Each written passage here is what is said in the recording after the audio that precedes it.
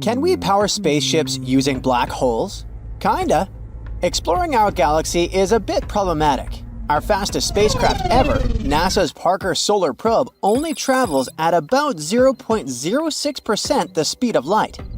So it would take around 7,700 years for us to reach even our closest neighbor star, Proxima Centauri. Therefore, we need to find a way to achieve super high velocity without wasting too much fuel. Why don't we consider powering spacecraft using radiation from black holes? Natural black holes are too massive for us to harness.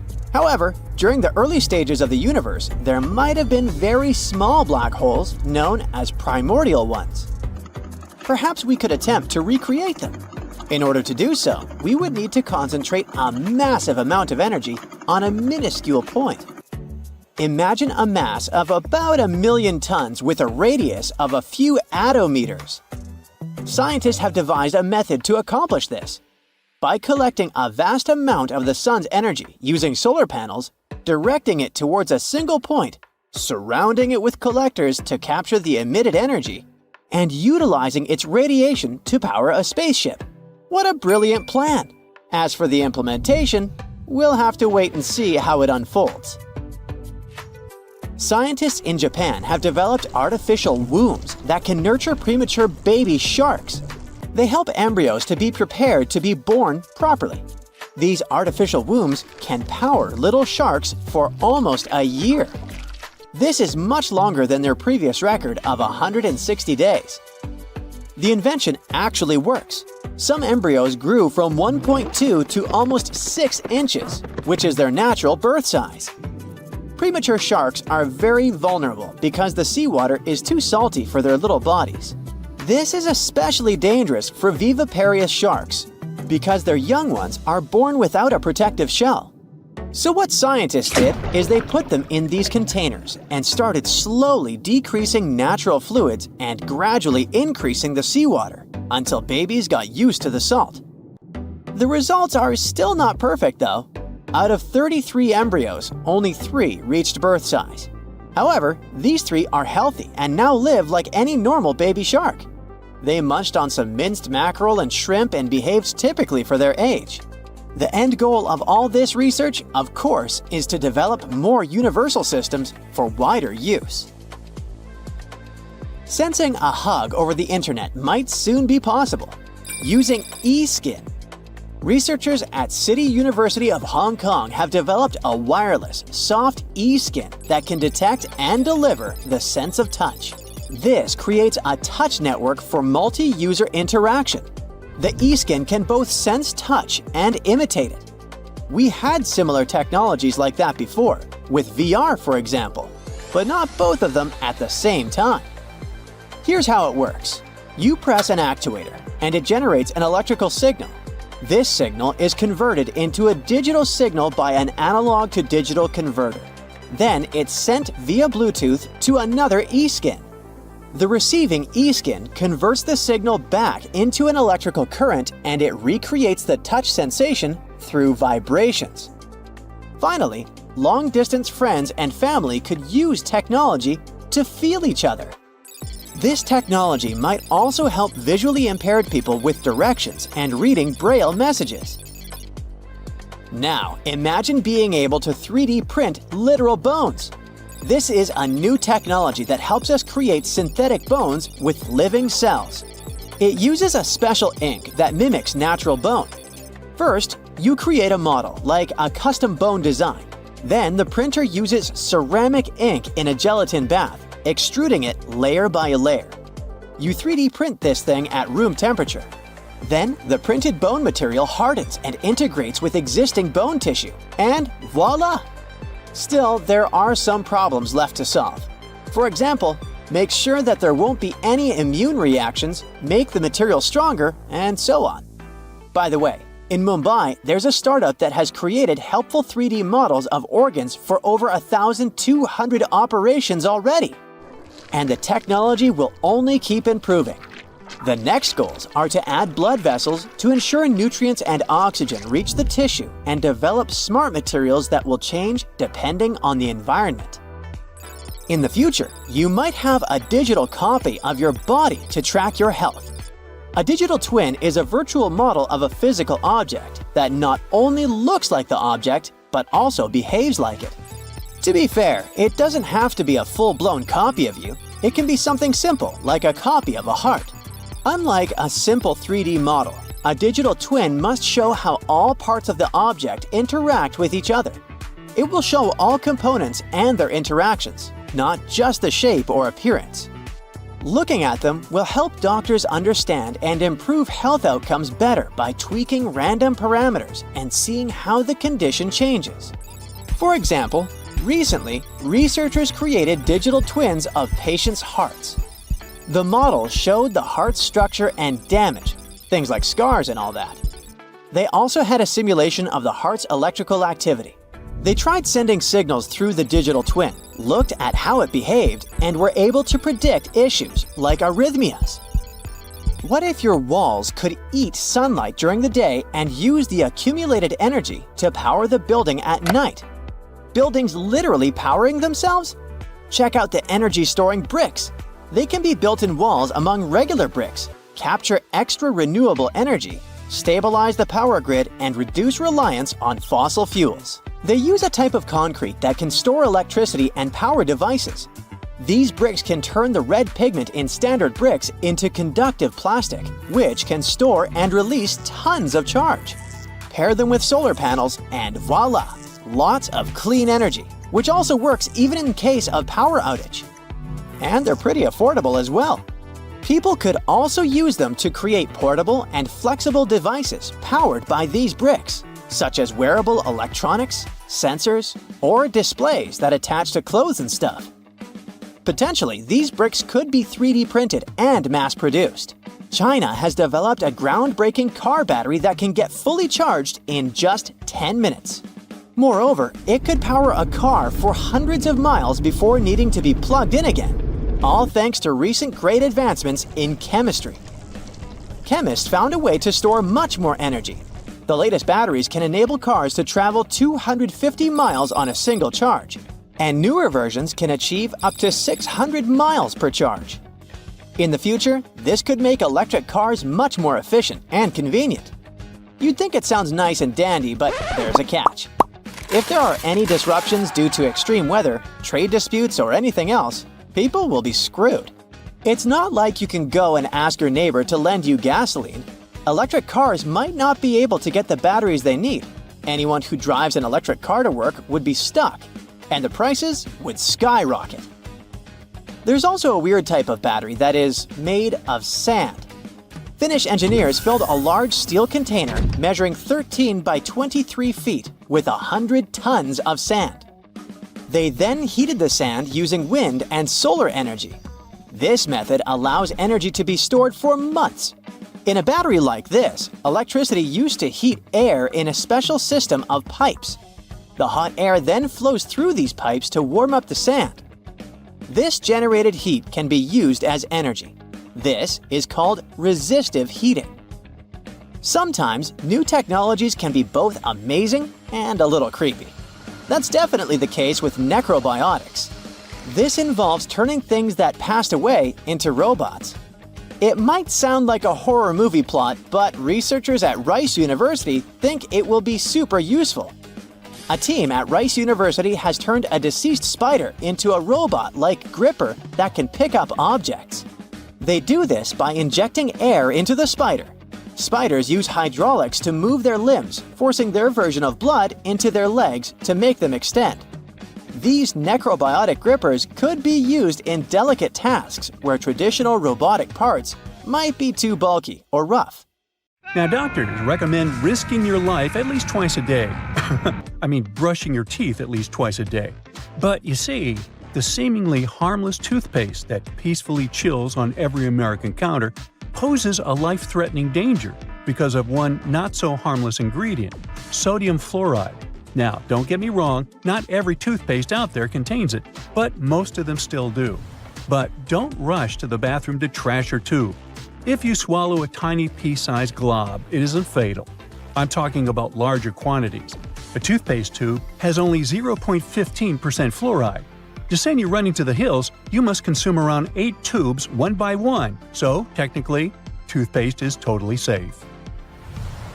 Let's go and look for more dangers at your place, shall we? Personally, I don't have this one, but if you happen to have a CFL light bulb, you gotta be extremely cautious with it. The thing is, many of those bulbs are made with mercury. If such a bulb breaks, you gotta start by turning off your ventilation system. Otherwise, the contamination will only get worse. Make sure everyone has left the room, then open a window to allow for fresh air circulation. Finally, clean the area where the bulb shattered. Be careful to address both wet and dry surfaces and contact specialists. Mercury vapors are definitely the biggest concern when it comes to this element. Take, for instance, a case of 2008, where a 55-year-old guy in Oklahoma tried to extract gold from old electronics using liquid mercury. Unfortunately, he inhaled too much vapor and sadly passed away just 10 days later. The contamination was so severe that they had to completely gut his house. Now, you definitely don't want your favorite clothes to get ruined by moths, so you might grab some mothballs to exterminate them. But watch out, those mothballs can exterminate you too. They usually contain chemicals like naphthalene or a paradichlorobenzene. When these get into the air, they turn into gas. That strong smell you associate with mothballs kicks in.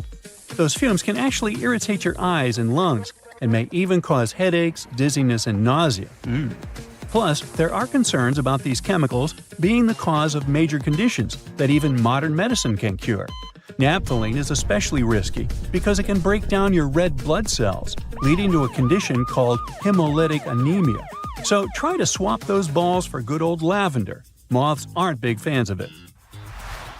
Now, it's super important to keep an eye on the plants you bring into your home, because some can be surprisingly harmful. Take Dieffenbachia, commonly known as dumb cane, for example.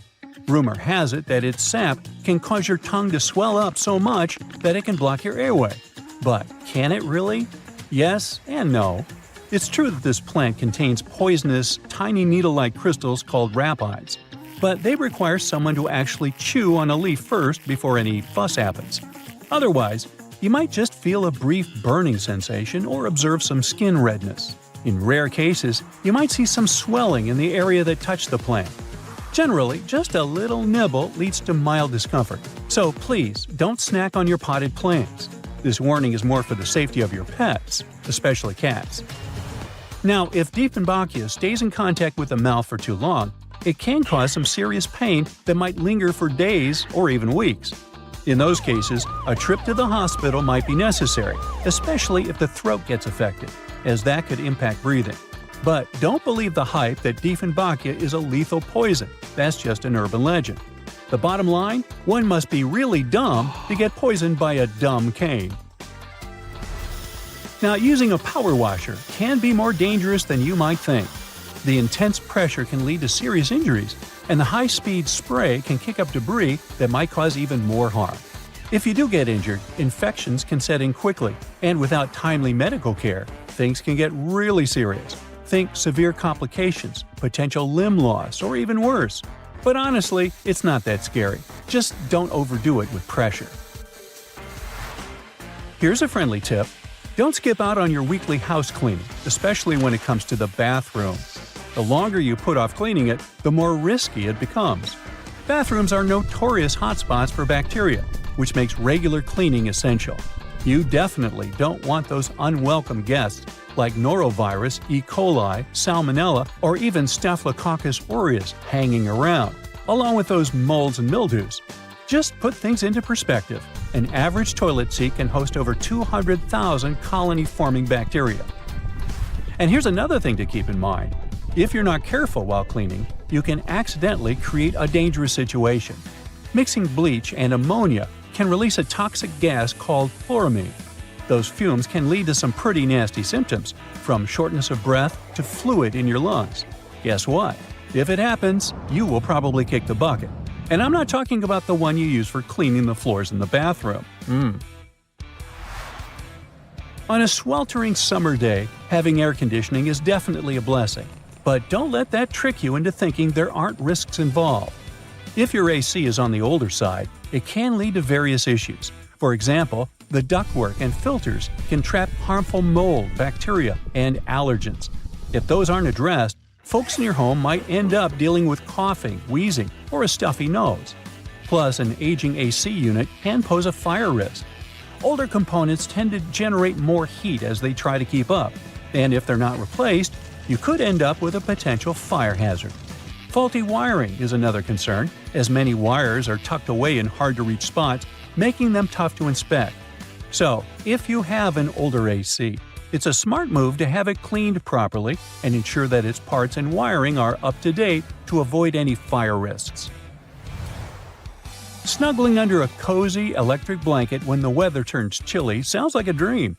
But if electric blankets get too hot, they might lead to burns. This risk is particularly significant with older models that don't have an automatic shutoff feature. So the best way to use such a blanket is to warm up your bed and then turn it off before you crawl in. There's also the concern of heat stroke, linked to the use of an electric blanket. Once, 2 people were discovered unresponsive in their beds beneath electric blankets. The first person's body temperature reached an alarming 106.2 degrees Fahrenheit, while the second person's temperature was 105.8 degrees Fahrenheit. So while these blankets offer comfort, it's crucial to use them wisely. Just a quick heads up about windshield washer fluid. It contains methanol, which can really pack a punch. If ingested, it can cause everything from dizziness and headaches to severe poisoning. Make sure to store it safely and keep it in the original container. Never transfer it to unmarked bottles. It can easily be confused with water and other harmless liquids, and that's a big no-no. Methanol is super toxic. For a grown-up, 2 to 8 ounces can do the trick. You know what I mean. The windshield washer fluid you dump into your car usually has about 30 to 50% methanol in it. But the concentrated versions? They can pack a serious punch with 90 to 100% methanol. Just remember, these products need to be diluted with water before you use them. The last everyday thing on our list does seem to be a great buddy of ours, especially if located in the bathroom. But although air fresheners can give your home a pleasant scent, many of them release volatile organic compounds that can build up over time and may pose serious health risks, including neurological issues and incurable conditions. I suggest, if you were to ask me, you play it safe and think about opting for natural alternatives or enhancing your home's ventilation instead. Got that? Good. Trains used to make people mad. During the Victorian era, there was this rumor that the swaying motion of train carriages made passengers, especially men, go a bit crazy, leading to some strange and dangerous behavior. The so-called railway madness was supposedly triggered by the noise of the train. To make things worse, carriages were locked for privacy reasons back then, so people found themselves stuck in tiny spaces with lunatics who could snap at any moment. If you see someone putting ketchup on some car, it doesn't mean you're witnessing them preparing a prank. It means they're just taking care of their car. Yup, it goes great with hamburgers and hot dogs, but it goes even better with cars since it has ingredients that are good at removing rust. Rust occurs when the metal gets exposed to moisture, oxygen, and heat, and due to weather conditions, it's hard to avoid it. When you leave rust for a longer time and don't deal with it, it will continue to degrade the metal. So, you need to get rid of it before your car becomes physically useless. That's when ketchup comes in. Its key ingredient is tomatoes, and they have many nutrients similar to those you can find in oranges and some other citrus fruits. For instance, citric acid can help you remove rust from metal surfaces since it eats through rust. We're not talking about the cars only. You can use it on metallic kitchenwares, furniture parts, jewelry, and rust spots on generally any metallic item. You can combine it with washing soda. It's not quite effective against rust, but when you combine it with ketchup, it'll do the work. Mix these two and apply them to the rusted area. Leave it like that for about half an hour and wash it with a wet cloth or sponge. You can combine ketchup with salt instead, or just apply a lot of it on the rusty area without using any additional ingredients. Ketchup removes tarnish from brass copper too. Put it on brass hardware on doors and cabinets, or some accessories such as bowls and candlesticks for 10 minutes to make it all shine. And also, you don't put it on meat just because of taste. Ketchup breaks down its fibers, which means it makes it more tender. Locking handles as we know them were only invented relatively recently, in 1878. Before that, people had to get pretty inventive to secure their homes. Most folks used a latch string. They'd make a small hole in the door, thread a leather thong or string through it, and then loop it around a wooden bar. Even after doorknobs were invented, only the wealthy could afford a proper lock and key. Vacuum cleaners had a rough start too. The first one was invented in 1901, but it was so huge that it wouldn't fit inside houses. Instead, vacuuming was offered as a mobile service. The machines were parked outside, and long hoses were fed through the windows. And to get to the client's house, these large cleaning machines were actually pulled by horses. Back in the day, animals even used to pull strollers. Yep, with kids inside. The stroller was first developed in 1733 for the daughters and sons of a British nobleman who might have been a bit too lazy to walk with them every day. So, the first model was basically a shell-shaped basket on wheels that could be pulled by a goat or a small pony. This small chariot was cute, but probably not the safest way to get around. Refrigerators also used to be a bit scary. From the late 1800s until 1929, they used toxic gases like ammonia, methyl chloride, and sulfur dioxide to cool things down. People were so concerned about gas leaks that they began leaving their refrigerators in the backyard instead of keeping them in the kitchen. This danger even inspired Albert Einstein to create a new model. In 1926, Einstein and his former student Leo Szilard invented a refrigerator with no moving parts, using safer, environmentally friendly gases to reduce the risk of toxic leaks. But it had one problem. Einstein's refrigerator was less efficient than existing appliances, so it wasn't commercially appealing. If you ever find yourself casually wandering in the forests of Estonia, don't freak out if you see some giant megaphones. These wooden acoustic giants were set 3 hours away from the country's capital by interior architecture students. That's way cooler than the hamster roller coaster I once built for a science fair, I have to admit. More than half of Estonia is covered by woods, and they're pretty proud of this natural wealth. So it's not the first art project of this kind, and there was a winding, elevated pathway and a faceted woodland cabin. The idea of the megaphones is to crank up the natural sounds of a forest and also to serve as a rest spot for hikers. These wooden beauties are large enough to host several people. And hey, if you walk this far into the woodland, you'll be thankful for this. The students were given a task to invent some concepts of a forest library. They built the megaphones off-site and brought them to their permanent spots. They're set in such a way that sounds from 3 directions meet in the center and create a cool, natural surround sound effect. Thankfully, kitchen supplies, including our beloved grills, have come a long way. Back in the 1950s, a metalworker named George Stephen had a brilliant idea while trying to create the perfect steak. Frustrated with flare-ups and uneven cooking, he decided to cut an old ocean buoy in half. This allowed him to control the airflow better. And that's how the Weber Kettle Grill was born, changing backyard barbecues forever. Have you ever used a public bathroom in the summer in your shorts and sandals and got splashed? It happens to the best of us, so no worries. If only there was some solution to this problem. Perhaps a urinal with a small hole so no liquid goes where it shouldn't. Looks pretty yucky and painful to me. An assistant professor at the University of Waterloo, Zhao Pen, and his colleagues came up with a way better solution for this sensitive issue. Their designs were inspired by physics and dogs. When a stream of liquid moves on a solid surface at a shallow angle, the splash is reduced, and the smaller the angle, the fewer splashes you'll see. You can even minimize them to a 0. And when dogs do their business, they lift their hind legs and do it on the vertical surface of a tree or a wall. I don't know if they actually care about it, but this does reduce the splash. Good job, Pluto. Talking about that, Here's a fun challenge for your next family gathering. Ask everyone to fold a piece of paper in half, then in half again, and keep going for a total of 7 folds. Spoiler alert, they probably won't succeed. That's because each fold makes the paper thicker and thicker.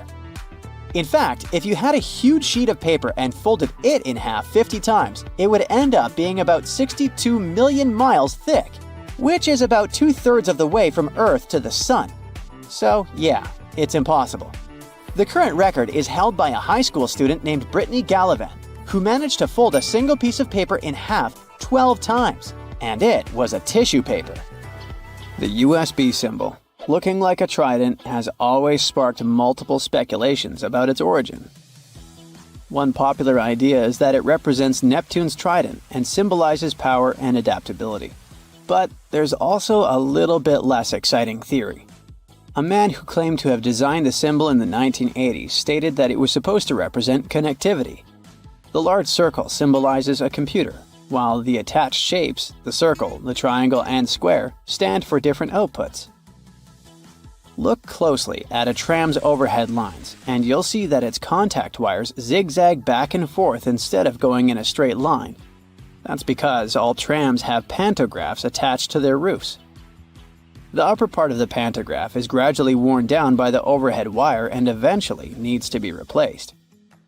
To wear it down evenly, the wire is not installed strictly along the tram's path, but in zigzag patterns. As the tram moves, the pantograph slides along the wire, and it wears down evenly. Those cone-shaped water cooler cups? Their shape is intentionally designed to prevent users from setting the cups down. This allows employees to minimize the risk of spilling water on their desks around various electronic devices. Plus, less material is used to produce cone-shaped cups, which makes the process less wasteful and more cost-effective. It also kinda supports sustainability by encouraging people to drink their water quickly and dispose of their cups immediately after. You're probably wearing a YKK product right now. I mean, go check the zipper on your jeans. Yep, that's it. YKK stands for Yoshida Kogyo Kabushiki Kaisha, a Japanese company that makes roughly half of all the zippers in the world, producing over 7 billion zippers each year. Originally called hookless fasteners, they became known as zippers after a pair of rubber boots that could be fastened with a single zip became popular in 1923. The name stuck because of the high-pitched zip sound they make when used. Despite a popular myth, household batteries don't actually contain liquid, and if you accidentally cut them open, no toxic liquid will spill. Most of them are dry cell batteries, which are made of electrochemical cells. Those convert chemical energy into electrical energy. Larger batteries often house numerous small cells within them too. Even Tesla vehicle batteries consist of multiple small cells. When combined, they easily provide the necessary voltage. Did you know that nail polish used to be a status symbol? In ancient Egypt, queens like Nefertiti and Cleopatra were famous for their red nails, while lower-ranking citizens were only allowed to wear pale shades. You'll probably agree that there's no better snack than a pack of chips. Some are flat, others have ridges. Is it just aesthetics? Not really. The main purpose of those lines on some kinds of chips is to help with the distribution of spices and seasonings. In other words, all those substances that make your chips taste like cheese are mostly stored inside the lines. Plus, the lines make chips crunchier. This item here was also popular in ancient Egypt. What looks like a weird bench was actually a weird type of pillow. Back then, headrests were made from materials like wood, ceramic, and stone. Unlike our comfy pillows today, those ancient ones were used to protect people's hairstyles. That way, their hairdos stayed neat, even though they had a very uncomfortable night. If you've left a pot on the stove and your food burned, once again, take ketchup. Its acids will ease all the scrubbing and help you with grease. Just leave it over the night and you'll be able to wash the pot more easily. Or keep those small packages of ketchup we all end up having from fast food orders in the freezer. The ketchup won't be as hard as an ice cube as it freezes. So it will be good for soothing insect bites or similar things. For 8 centuries, forks were considered cursed and nearly forbidden in the West. The first models were used by the elite in the Middle East and the Byzantine Empire, and they made their way to the West in 1004, thanks to a noblewoman named Maria Agrippina. People were pretty shocked by it, to say the least. So when she passed away just 2 years later, everyone blamed the fork, thinking it was some kind of divine punishment. By the way, its name comes from the Latin word furca, which means pitchfork. Next on our list is Nike's iconic moon shoe, but I'm talking about the unique pattern of its sole. Back in the 1970s, Nike co-founder Bill Bowerman was making waffles for breakfast with his wife when he had a sudden idea to pour a plastic material called polyurethane into the waffle iron. The machine was ruined, of course, but I guess it was worth it since that's how the first Nike waffle trainer was born. I mean, its sole. That clear fluid in gel pens is called the ink follower or stopper fluid. The gel in such pens contains pigment particles dissolved in a polymer solution. The main task of the stopper fluid is to be a barrier to prevent the gel from evaporating or leaking out. Without this transparent fluid, your gel pen wouldn't function. The fluid always stays in one position and doesn't get dissolved with the gel. Neither does it move backwards or flow out of the pen. Let's move on to another favorite snack, popcorn. These days, cinema and popcorn go hand in hand, but it wasn't always this way. In the 1920s and 1930s, movie theater owners were hesitant to allow snacks in their theaters. They were worried about the mess and the crunching noises interfering with movies. Plus, popcorn used to cost only 5 to 10 cents, so they didn't see any financial benefit. But savvy street vendors saw a big chance. So, they got their own popcorn machines and started selling them outside theaters. That's why popcorn probably became the original clandestine movie snack, and theater staff would even have to check if people were hiding bags of it in their coats. Have you ever helped your friends move into a new apartment in a building without an elevator? Then you're gonna love this one. Houses in Amsterdam have hooks on top. This is a medieval invention for pulling stuff up the houses. The simple tech consisting of a wheel and a rope still functions now, centuries later. Why not just use the stairs? Well, if you get inside one of those narrow Amsterdam buildings, you'll see there's hardly enough room to comfortably ascend, and you can forget about even trying to pull a table on top. Back in the medieval ages, pretty much like now, only rich people could afford housing around the canals in the best parts of the city. Those people were mostly traders and used the canals for their business. They stored goods in the same houses they lived in, and with regular floods, they had to find a way to keep the goods dry. And that's why they needed to invent something to lift furniture, goods, boxes, instruments, and food on the upper floors, and pull it in through fully open, wide windows. The lifting tech is one of the reasons the houses in Amsterdam are leaning forward. This position helped keep both the lifted stuff and the walls and windows safe during transportation. They didn't have to touch each other. The gables also assisted in the process and had to be made firm to withstand all the heavy weight. And in case you're wondering what gables are, they're sections of wall between the edges of a dual-pitched roof, typical for Amsterdam. Sticking with old-school fun, it's time to talk about cards. So, have you ever wondered how many times you need to riffle a deck to shuffle it completely? The answer is 7 times, according to math. Even cooler, if you shuffle a deck right, you're probably creating a unique order that's never existed before and never will again. And if you have a deck at hand, check out the 4 Kings. You'll notice that the King of Hearts is the only one without a mustache. He's not special or anything. I mean, he also used to have a mustache, but it was lost in the reproduction of the original design. Your home has more regular things that can do magic tricks. Like if you have a house or a big terrace and want to make a nice flower wall. Try old mattress springs. Just hang them on the wall and let your imagination run wild with flowers. An old flower sifter can still come in handy. For example, as a planter. Even if you don't have one, you might find it at a garage sale or a thrift store. Wallpaper is making its big comeback when it comes to home design. Maybe you can try something different and use some old books with torn pages. You just need to learn the basics of hanging wallpaper, and voila! You get a new cool place for your old books.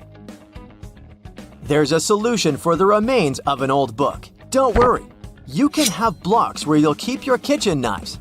It's pretty original, don't you think? Solitaire was probably everyone's go-to game to pass the time back in the 1990s, but its original purpose was far from it. When developers created this game, their idea was to teach people how to use a computer without them even realizing it. For example, dragging and dropping cards into one place helped people learn how to move files into folders. The same goes for Minesweeper, which was designed to help people get used to using a mouse and clicking. Cleaning blinds can be frustrating, but the next time you do it, try doing it with a sock over your hand. Hands are kind of perfectly shaped for getting all those nooks and crannies on the blinds, and the sock will do the rest. Here's something you wouldn't expect. Ice cubes can help you remove gum from carpet, clothing, and hair. Just put your clothes in the sink and add ice cubes. Leave it like that for a while. Ice will freeze the gum, so you can chip it away more easily. If the gum got stuck on the carpet, leave ice cubes right in the critical spot and remove the gum with a butter knife. It's a little bit harder to remove it from hair though, but still possible. Just wrap the ice and parts of your hair with the gum in a washcloth until the gum gets frozen. When you get there, you should be able to break apart the gum and free your hair using your fingers. Or next time you have to deal with a splinter, just take one ice cube to numb that area before you even start doing anything. You might have noticed that movie theater seats are almost always red. This choice isn't random. It has strategic importance, which is rooted in visual science. The thing is, red light has a longer wavelength. It means that it's the first color to disappear in low light. It allows the audience to concentrate better on the screen once the movie begins. Such a design choice enhances the viewing experience by minimizing distractions. Speed bumps are crucial for pedestrian safety, but at the same time, they can seriously increase car emissions due to the non-stop acceleration and deceleration they cause. To address this issue, some cities like London are testing fake speed bumps. Those are optical illusions painted on the road. They look raised from a driver's perspective, but in reality, they're flat. Authorities hope that this approach will slow down drivers without having a negative impact on the environment. Soda bottles are always filled in such a way that there's some space between the liquid and the cap. That's because soda contains carbon dioxide. It's a gas that can expand once the bottle's heated. If there's no gap in the bottle, it can break because of the pressure building inside. Also, when you open your drink, the gases go out in the form of bubbles, making the drink overflow. The gap helps with this problem too. If you're more into Angry Birds, Candy Crush, and other mobile games, that's totally normal. After all, more people have access to cell phones than to toilets these days. But not many of us stop to think about how disgusting our phones can be. The natural bacteria from our skin and the oils from our hands get transferred to our phones with every touch, swipe, and tap. This makes phones about 10 times dirtier than toilet seats. Yikes! So your phone needs an entire night to charge. Bummer, right? A cool Indian origin researcher has you covered. He's discovered a super speedy way to charge your laptops and phones in just 1 minute. Imagine a battery getting fully juiced while you're brushing your teeth. Not only that, but you can also juice up your electric car in just 10 minutes. Ankar Gupta, the brain behind this discovery, along with his team of researchers at the University of Colorado, Boulder, found a way to make charged particles move really fast through tiny pores. This breakthrough can lead to the creation of super-efficient energy storage devices called supercapacitors. Not only do they charge up super quickly, but they also last longer than regular batteries. According to specialists, the magic lies in the efficient movement of ions. Samsung is gearing up to introduce a game-changer. Meet Bali, a cool spherical home robot designed to win over even the toughest skeptics who could use a helping hand around the house. In the past, Samsung teased us with a peek at what was to come, dropping hints about Bali way back in 2020. But the wait is finally over. as they can take the plunge into creating a robot that's an all-around home assistant. Samsung promises that you can get your very own Bali buddy in 2024. There are no firm details on pricing yet, but they're cutting us some slack by making all of Bali's features subscription-free.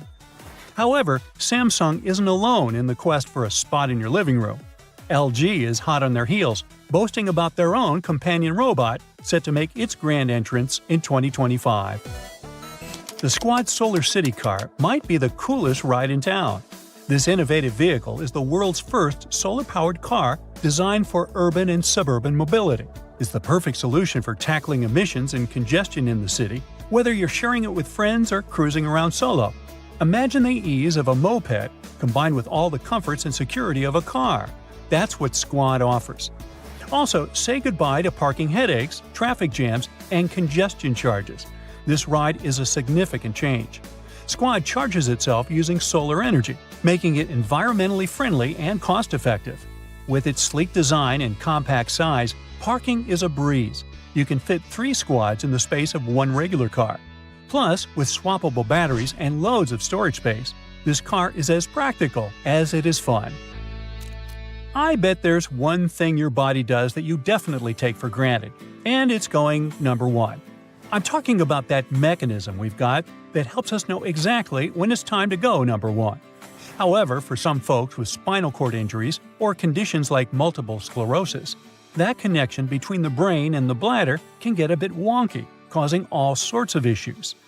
ManyThings, a cool company from South Korea, has produced a solution that's sure to save the day. They've created a nifty wearable patch that uses near-infrared technology to peer into your bladder and give you a heads up when it's time to hit the restroom. The person wearing it will just get a friendly reminder via a phone alert. Simply slap on the patch, stick it on your lower abdomen, and let the magic happen. The technology isn't out yet, but they're doing their best to make it hit the market as soon as possible. Now get ready to revolutionize your work-from-home routine with Lifespan's Ampera, the ultimate multitasking marvel for all you Silicon Valley trendsetters out there. Say goodbye to boring desktops and hello to a pedal-powered paradise that not only keeps you active, but also charges up your devices like a boss. Just 30 minutes of pedaling and bam! Your phone is halfway juiced up. And if you feel like really going for it, you can even charge up your laptop by cycling like a pro. This device may look like a funky bar stool with pedals, but it's a game changer for your home office setup. According to Lifespan CEO Jackie Whiw, the Ampera is the go-to for people working from home who are tired of being glued to their desk all day. So, how do you feel when you catch a glimpse of yourself in the mirror first thing in the morning? Personally, I usually feel a little grumpy and definitely in need of some caffeine. But now, thanks to the Beine smart mirror from Paris-based tech company Barracuda, clever name, huh? That morning mirror check can actually be helpful.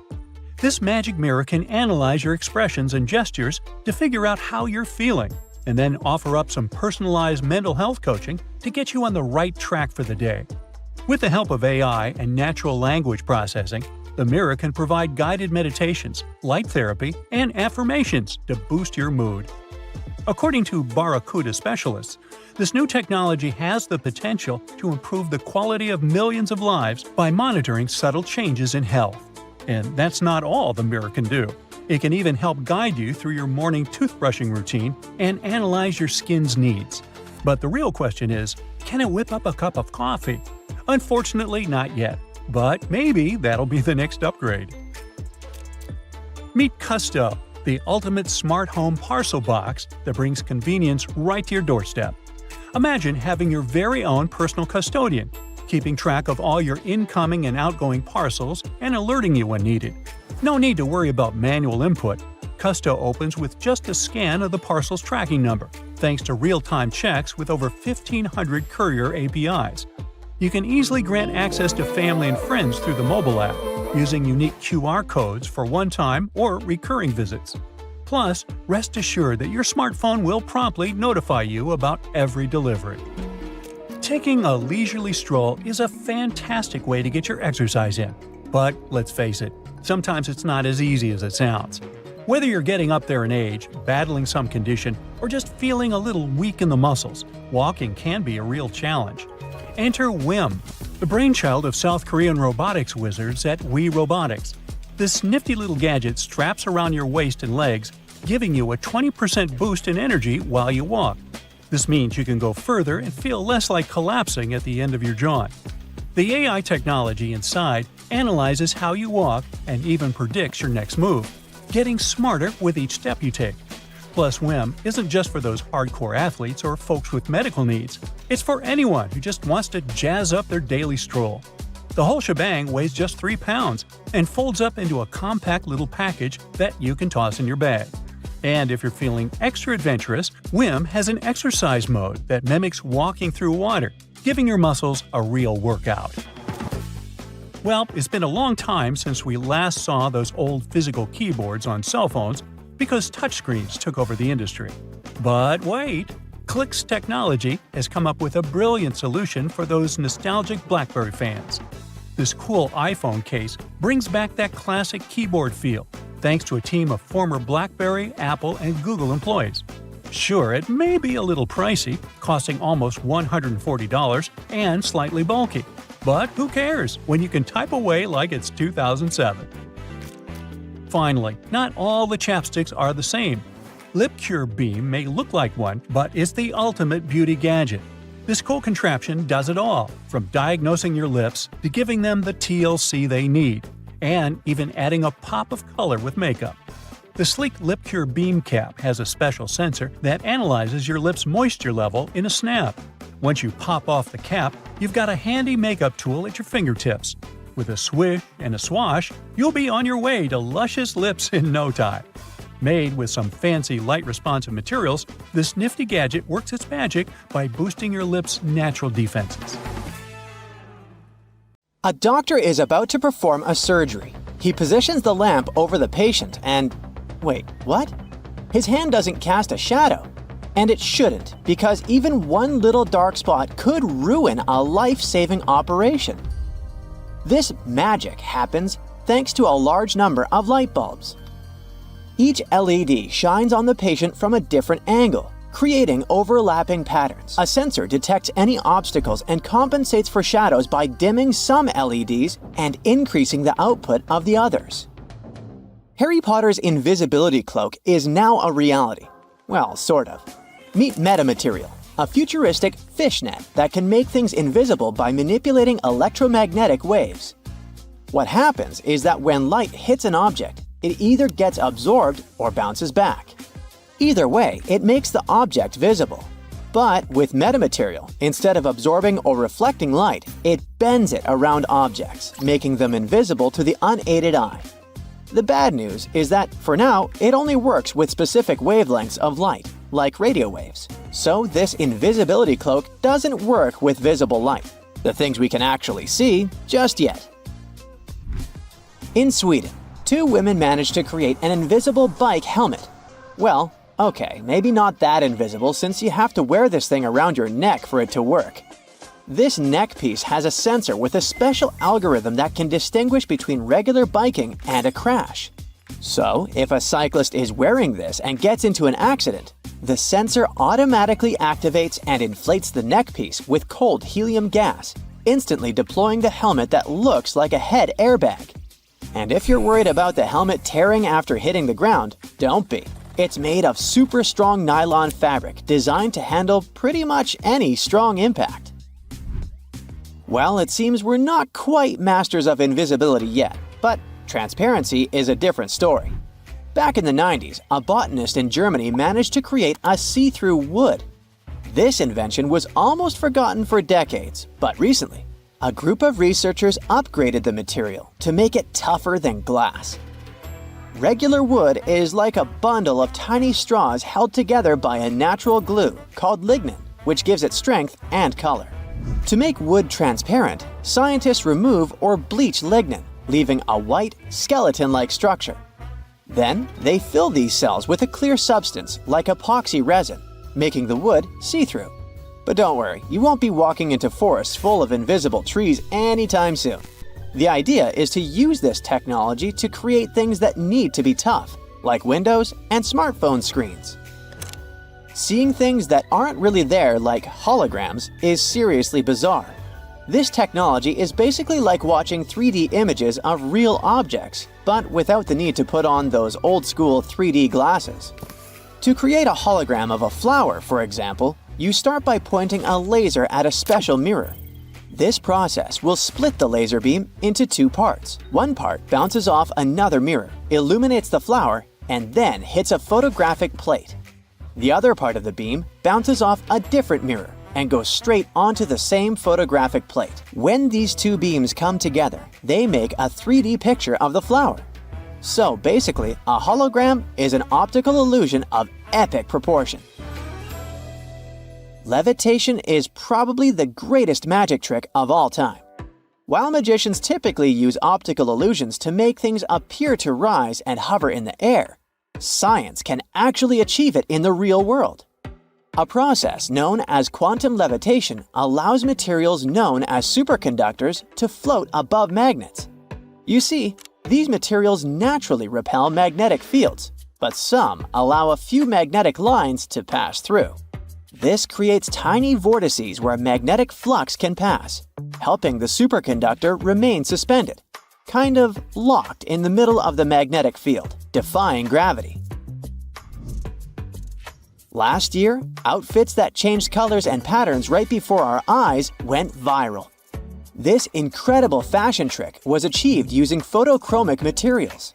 When this type of fabric is exposed to sunlight, UV radiation causes electrons to transfer between different states, which alter their optical and electrical properties. In simple words, they change colors. Since natural sunlight intensity varies all the time, the colors of the outfits also shift constantly. Unfortunately, the effect only lasts for about 3 minutes. Sure, you might wear something that changes colors, but would you eat it? I'm not talking about a banana ripening from green to yellow. I'm talking about Chameleon, an ice cream made in a lab that tastes like Tutti Frutti and has a superpower. It changes color in your mouth. This treat shifts from lavender blue to pink upon touching your tongue. Although the physicist who invented it is pretty secretive about the recipe, we do know that the magic comes from how the treat reacts to changes in temperature and acids in your mouth. Oh, and the inventor also mentioned you can spray something he calls love elixir onto the ice cream to speed up the reaction. Science has advanced to the point where we can actually make it rain and snow. This technique is called cloud seeding, and although it might seem like an X-Men superpower, it is pretty easy to understand how it works. First, the weather needs to be cloudy. Once a cloud forms, workers at a control center send a plane to the area to stimulate rainfall. As soon as the brave pilot enters the cloud, the plane releases tiny particles, such as silver iodide, into the air. These particles help water droplets form and grow, which produces rain. Sounds simple, right? But playing storm is pricey. An average 4-hour operation that seeds 24-hour clouds would cost around $5,000. If the storm gets too loud, just grab your noise-canceling headphones for some quiet time. These magical gadgets work by listening to the noises around you. Then their built-in microphones create sound waves that are the opposite. When these opposite sound waves mix with the noise, they cancel each other out, making everything quieter and clearer. Concrete often has a problem. It cracks, which makes it less durable, and that's not good. So the smart move is to go for self-healing concrete. This magical material has tiny capsules or nanotubes inside that are filled with healing agents like calcium carbonate. When a crack forms and hits these capsules, they burst open from pressure or moisture exposure. This releases the healing agent into the crack, where it mixes with things in the air like water or carbon dioxide to toughen up the concrete again. If you're planning to build a house, you should consider using a 3D printer. I know it might sound crazy, but nowadays it's completely possible to print an entire 500 square foot house in just 24 hours. It kinda works the same way as a regular 3D printer. First, you design the house plans on a computer. Then you send it to print. That's when colossal robotic arms come into play, laying down layers and layers of a special concrete mixture that harden as they go. Magic sand may look like an innocent toy, but it defies logic. I mean, it is sand that remains dry even underwater. But here's how it works. The sand is coated with a hydrophobic compound, which causes the grains to stick together and form cylinders when submerged in water. So if you put the sand in an aquarium, for instance, this compound will create an air pocket around the sand, keeping it completely dry. Talking about toys, did you have a boomerang when you were young? It is pretty fascinating how it always comes back into your hand. The trick behind it lies in its L shape. A boomerang is designed with 2 or more wings positioned in a special way so that when it spins, it generates unbalanced aerodynamic forces that curve its path into an ellipse, allowing it to return to the spot from which it was thrown. Of course, this only works when it's thrown correctly, so maybe it's better to avoid using it altogether, especially inside your house. So listen, if you don't want your next barbecue party to end up at the emergency room, you might want to get rid of that wire brush you used to clean the grill. Over 100 people have to seek medical help because of it every year. Those brass and steel bristles easily separate from the brush and stick to cooked food that ends up in your mouth. With each swallow, they go deeper and deeper. They can poke into or puncture the lining of your mouth, throat, and esophagus, or somewhere else down your intestinal tract. The symptoms this causes could be signs of many different conditions, and because of their tiny size, the bristles are really tricky for doctors to spot. So you can lose the precious time to solve the problem at an early stage. In some cases, one ER visit can solve the problem, but if the bristle moves into deeper tissues, say into your neck, chest, or abdomen, well, it could start an infection, and you'd need some complex surgery to save your life. That was the case for a 63-year-old lady in Michigan. She was eating a hot dog grilled by her husband, and she felt something was wrong from the first bite. She could barely swallow the food because of an unusually painful sore throat and had to see the doctors for help. They sent her home after an inspection, but the symptoms only got worse and worse. A CT scan several months later showed the problem was some tiny metallic object that looked like a piece of hair at the back of her throat. The doctors were able to remove it during surgery. So, to play it safe, take good care of your wire grill brush and inspect it before putting food on it. If you see any loose or dangling wire bristles, get rid of them. If this sounds like too much work, just toss that brush altogether. There are some safe alternatives to it, like wooden panels, pumice stone, nylon bristle brush, or liquid grill cleaner. You can also roll a piece of aluminum foil into a ball and use grill tongs to hold it while you're scrubbing your dirty grill grates. Cooking pros say an onion cut in half can also do the job. The caterpillar that arrived at your barbecue party as an uninvited guest might seem cute and harmless, but not all of them are safe to pick up and play with. There are several types of venomous caterpillars in the US alone that can give you a hard time. Any brightly colored caterpillar that has a spine, bristles, or looks fuzzy could be venomous, and you're better off not touching it. Many caterpillars are equipped with hairs or spines, which are connected to poisonous glands. They often hide on the underside of the leaf, so you could easily miss it. So, when you're doing some work in the garden, it's a good idea to wear gloves and clothes with long sleeves. Your skin will thank you for it.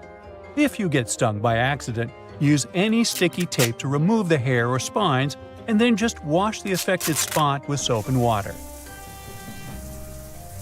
If you plan to go swimming or boating to cool down after the party, remember that algal blooms aren't just a freaky splash of color in the water, but a real problem. They are toxic and can cause a lot of trouble for you and your pets. The symptoms will be less than pleasant, and will involve you spending a great deal of time in the bathroom. Algae bloom means there are plenty of bacteria in the water, so don't swim in it and don't drink the water, no matter how thirsty you are after all the swimming. And if you happen to get some ingested water on your skin, take a long shower with clean water immediately. The media should report cases of dangerous algae blooms in your area, so make sure to check it before you hit the nearest lake. Wild parsnip might not appear in your summer nightmares, but this yellow-flowered plant can do some really mean things to your body. It contains a substance called solerin, And when you accidentally touch it and then enjoy a walk in the sun, the effect it will leave on your skin will be as nasty as the name Sorolin. And you could have dark red or brownish discoloration on your skin for months after your unwanted rendezvous with the plant. It's mostly active and mischievous between May and July, so watch out. Alright, a garden hose must be completely safe as, unlike the grill brush, it doesn't have any small metallic parts, right? Well, when you leave it hanging out in direct sunlight, the water inside can heat up to 120 degrees Fahrenheit. If you spray someone with water this hot, their skin won't love it. It's especially dangerous for youngsters and pets. So, if you see someone blissfully unaware, grab the hose, take it from them by force if needed, and let the water run for a few moments before you let anyone play with the hose. It's for their own good. The intense sun can also heat up all the bad chemicals the hose itself contains, like lead and phthalates. So, check what yours is made of and replace it with a safer version that's labeled lead-free or drinking water safe if you plan to use the water for drinking or playing. And if you already have a safe version, but suddenly smell a terrible odor, it could be the algae and bacteria that just love stagnant water. If it comes into contact with your skin, or you swallow it by accident, you could have some serious health problems. The best you can do is replace the hose. And yes, make sure you keep it in a cool, shaded area and drain it well after every use. Now, you're never too old to love the trampolines, but the trampoline might not love you back and give you a spinal injury or broken bones. Almost 100,000 injuries like this with young users happen every year because they're so easy to fall from or land in the worst possible way during a somersault or a flip. The biggest risk of trampoline trouble is when more than one person is using this fun contraption. Nearly 75% of all accidents with trampolines happen when two jumping youngsters crash into one another. And no, some netting or padding really can't save the day. If you want to keep things safe, make sure there's always only one person at a time on the trampoline. You're going to need to install shock-absorbing pads that completely cover the trampoline's metal frame, springs, and hooks. If you see any signs of the padding getting too old, like tears and fraying, you need to replace it immediately. Make sure the trampoline stands on level ground and isn't too close to other structures and trees. A slide in your backyard, no matter if it's made of metal or plastic, can turn into a frying pan under the sun and can heat up to 189 degrees Fahrenheit.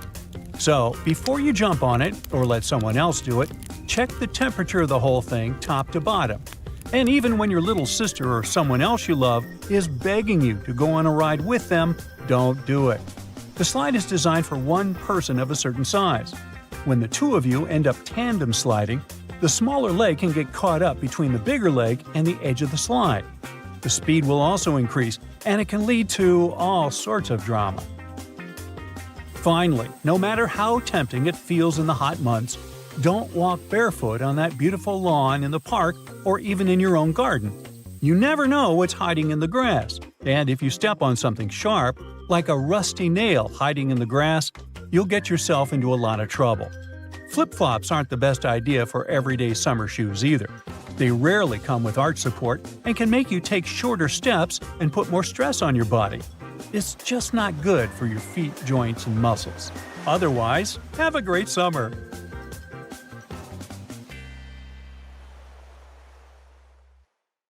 Putting up curtains to give you some privacy at home has not been enough since the Xaver 1000 was invented.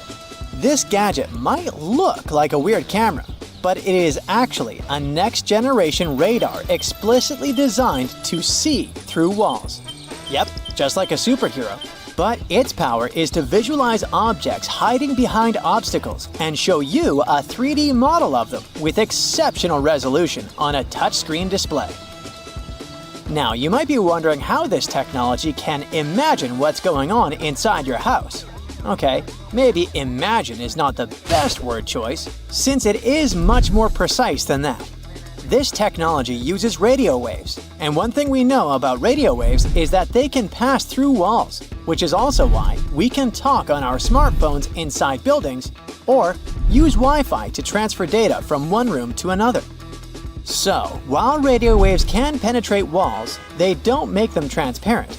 That is why the Xaver 1000 can only generate an image of what is inside a building, but not show you the exact real deal. After all, it's not some hidden magical camera. When the radar waves from the Xaver 1000 hit something on the other side of a wall, like a person, a dog, or a television, they bounce back. The device catches these echoes and uses them to create a picture of what's behind the wall by making a smart image reconstruction in 3D, using AI methods. What makes this technology super interesting is how detailed the picture can be. I mean, it's not just a vague blob. You can actually see where people are and how they're moving, whether they're sitting, standing, or lying down doing nothing. Plus, it can also tell the height of any object. This makes it incredibly useful for rescue teams. Firefighters, for instance, can be situated at a safe distance from dangerous surroundings and scan a large area quickly. They can see if anyone is trapped inside a room on fire without having to break in blindly. The Xaver 1000 was particularly useful during last year's earthquake in Turkey, helping locate trapped survivors and guiding rescuers to their exact locations. Although this gadget is mostly used for good, you might be wondering if someone could spy on your house with it. And yeah, in theory they can. But there is one thing you can do to prevent that, making the Xaver 1000 pretty useless. So, radio wave devices can penetrate almost any type of wall, including cement, drywall, plaster, brick, and even reinforced concrete. However, they can't penetrate through metal buildings or walls lined with metal or foil. This is because metal reflects radio waves, just like a mirror reflects light. And that means that all the energy emitted by Xaver 1000 will be blocked. In fact, the strange way metal reacts to radio waves is exactly what powers those high-tech scanners you see at airports. You know, the ones where you stand still, raise your arms, and a machine spins around you? These fancy scanners use something called Advanced Imaging Technology, or simply AIT, which sends millimeter waves through a passenger's body. When you step into the scanner, it emits electromagnetic waves that bounce off your body and anything you're carrying. So, no, people who control these machines can't see inside the body or through the skin, which means they can't detect things like tampons. But if a passenger has something dangerous in their pocket, the machine will spot it. And that includes any dangerous metal objects. Like I mentioned earlier, metal reflects radio waves, so that means it behaves differently compared to how waves interact with fabric or skin. These reflections help the scanner pinpoint the location of dangerous objects on a basic outline of the human body. In recent years, similar technologies have made significant breakthroughs. For instance, in 2020, a device called Ground Penetrating Radar unveiled all the mysteries of the ancient Roman city called Falerii Novi.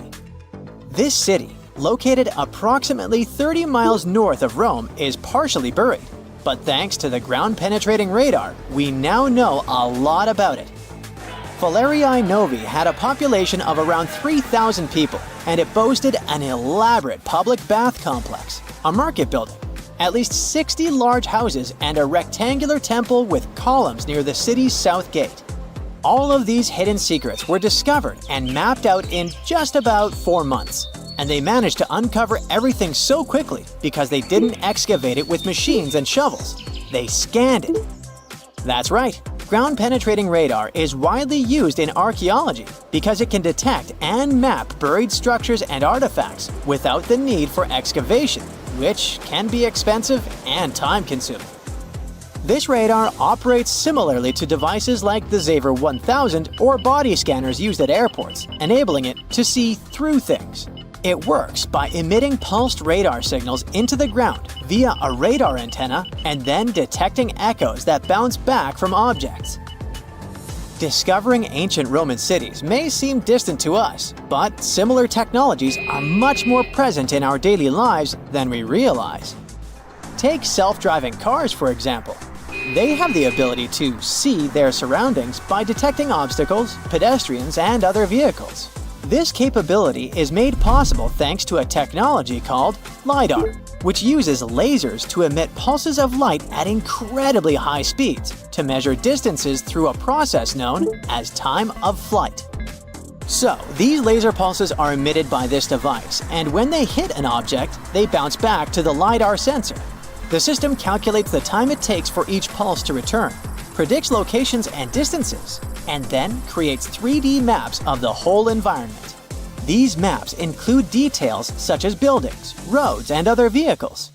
This information is then combined with other data, like the speed limit, to ensure safe navigation during the trip. Next on our list of technologies with a sixth sense is hyperspectral imaging. Imagine a camera that doesn't just capture the usual red, green, and blue colors, but instead captures hundreds of different colors across the entire light spectrum. This includes wavelengths invisible to the human eye, such as infrared radiation, ultraviolet rays, and even X-rays and gamma rays.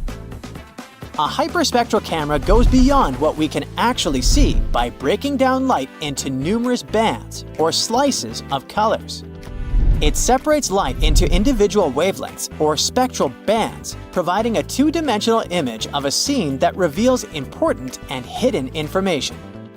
We can use this technology in many different ways. For example, have you ever wondered how your fruits and veggies stay fresh and perfect in the store? That's because hyperspectral cameras can quickly scan and analyze large volumes of food products in real time. This device measures ripeness, conducts mold inspections, and even detects contamination. The idea is to reduce food waste while ensuring that only the best-looking and best-tasting products reach your local grocery store. Thermal imaging cameras work in a similar way, and they help keep our homes warmer, especially during the cold months. Think of these cool gadgets as detectives that spot invisible clues about energy, showing where your home loses heat or lets in drafts.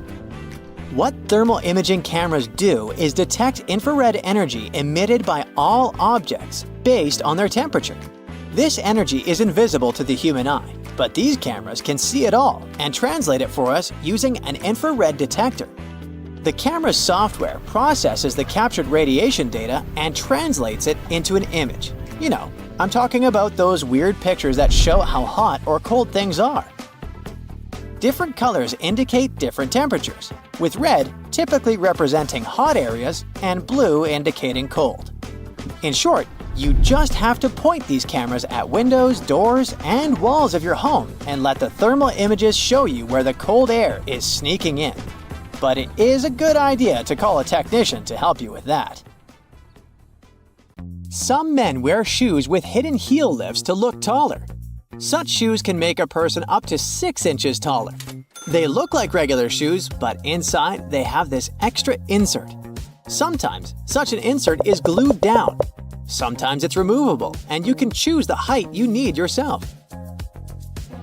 When the Titanic hit the iceberg and sank sometime later, the Atlantic Ocean was around 28 degrees Fahrenheit, which means the water was below its freezing point. No wonder so many passengers didn't make it. Some birds have a row of bristles protruding from the edges of their eyelids. Those bristles can probably be called eyelashes, but while human eyelashes are modified hairs meant to protect the eye, bird eyelashes are modified feathers. Identical twins don't actually have the same fingerprints, so you can't blame your misdeeds on your sibling after all. Different factors during development in the womb, like the position of the womb, umbilical cord length, and the rate of finger growth, impact fingerprints. Earth's rotation speed is changing. It's slowing down right now while we're talking. It means that, on average, the length of the day gets 1.8 seconds longer every century. 600 million years ago, a day lasted a mere 21 hours. Most world maps are wrong. On the majority of maps, they still use the Mercator projection, which was the first developed in 1569. But this method is very inaccurate and makes Alaska look as large as Brazil, while in reality, it's 5 times smaller. As for Greenland, it looks 14 times larger than it actually is. For a map to be precise, it would need to be life-sized and round, not flat. Ants don't have lungs. They breathe through tiny openings known as spiracles. An ant may have 9 or 10 of those on each side of the body, depending on the species. The average color of the universe is poetically called cosmic latte. In a 2002 study, scientists discovered that the light coming from other galaxies averaged into a beige color that was very close to white, just like the drink beloved by many. There is such a thing as minus decibels. The quietest place on Earth is Microsoft's anechoic chamber in Redmond, USA. The level of sound there is minus 20.6 decibels. Such chambers are built out of heavy concrete and bricks and are placed on springs to stop vibrations from entering the chamber through the floor. Bananas are radioactive. Wait, where did you go? It's not that bad. Bananas are rich in potassium, so each banana is slightly radioactive due to the natural isotope potassium-40. On the other hand, your body contains around 16 milligrams of potassium-40, so you're actually about 280 times more radioactive than that poor banana. And in any case, your body gets rid of that excess potassium-40 from a banana within several hours. There's simply no such thing as a straight line. You just need to zoom in close enough and you're bound to spot some irregularities. Even a laser light beam is a bit curved. In emergencies, fish form orderly lines.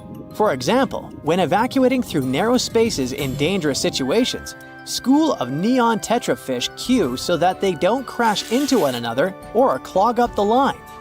Scientists think that this behavior means that fish can respect social rules even in emergency situations, unlike us humans.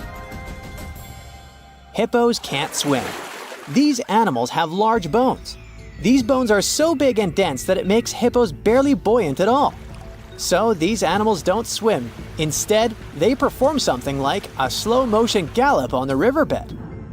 Hippos can also sleep underwater thanks to a reflex that allows them to rise to the surface, take a breath, and sink back down to the bottom without waking up.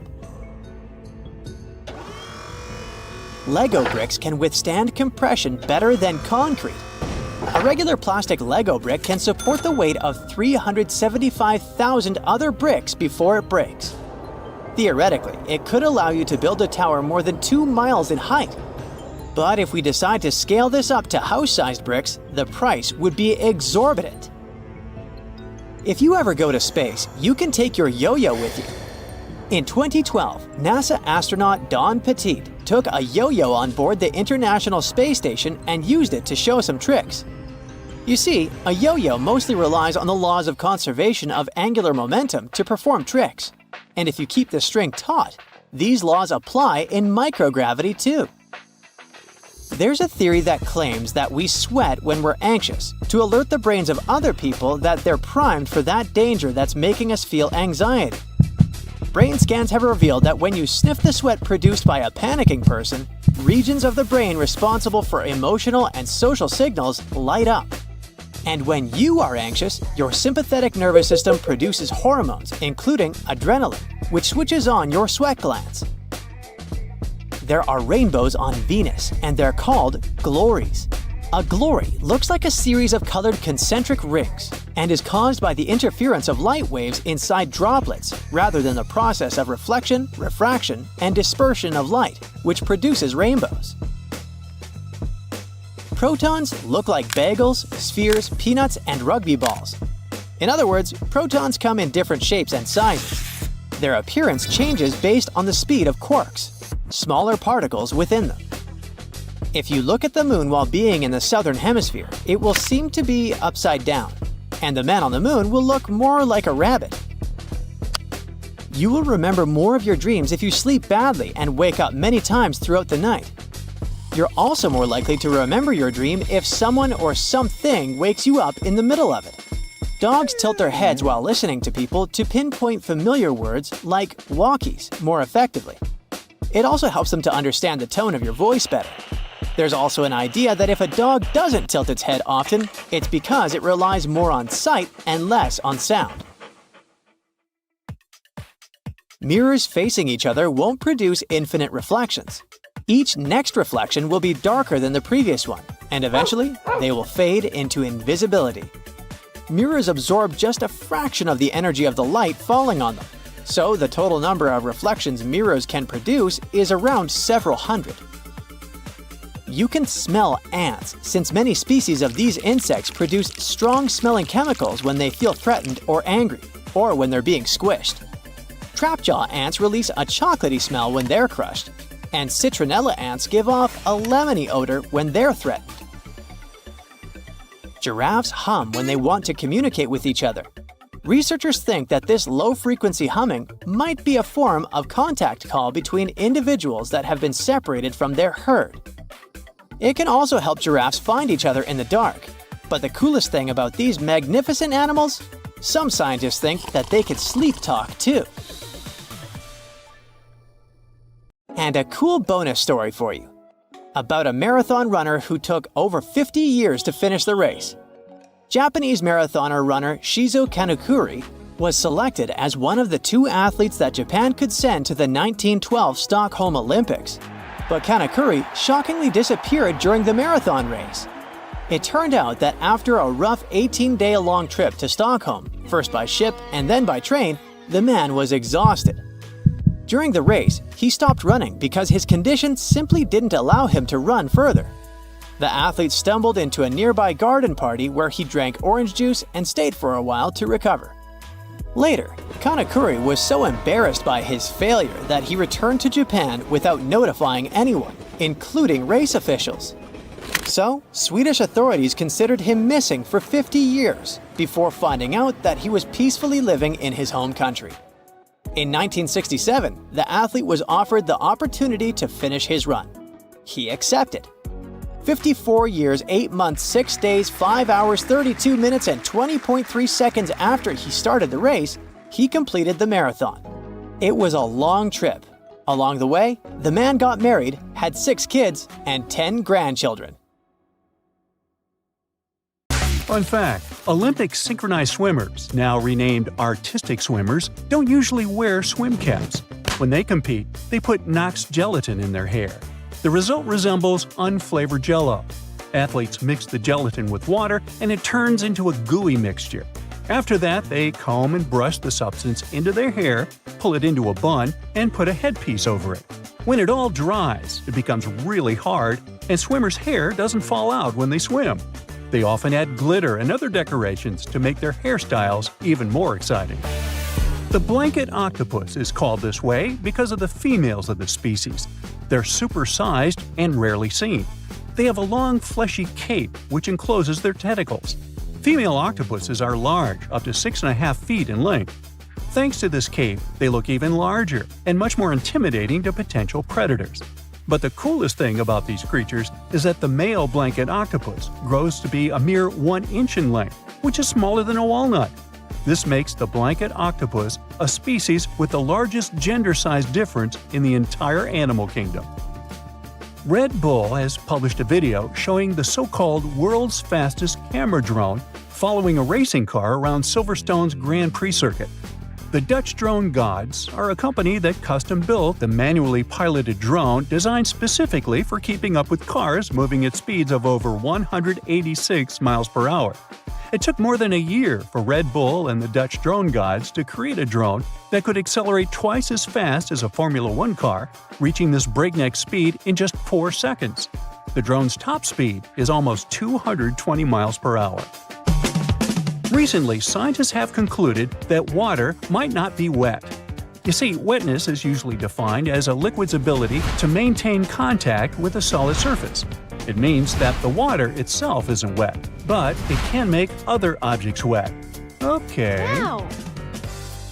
The Maldives' 1,000 rupiah banknote has captured the attention of people from all over the world and received a lot of praise for its stunning design.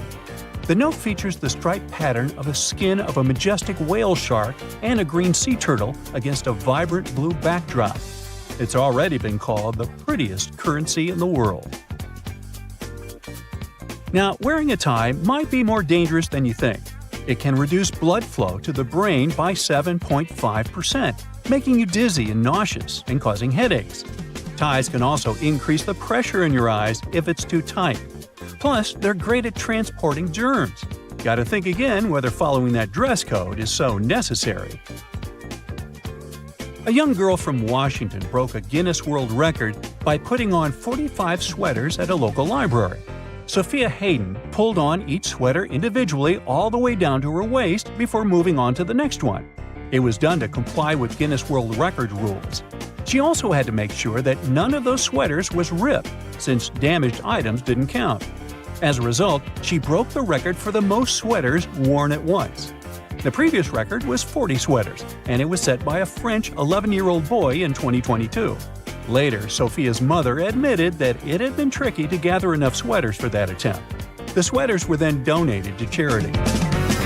Now, it was Louis XIV of France who is believed to have brought salt and pepper together, forming the basis for modern cooking. At that time, only rich people could afford to add pepper to their meals, and the king liked his food to be lightly seasoned with just salt and pepper.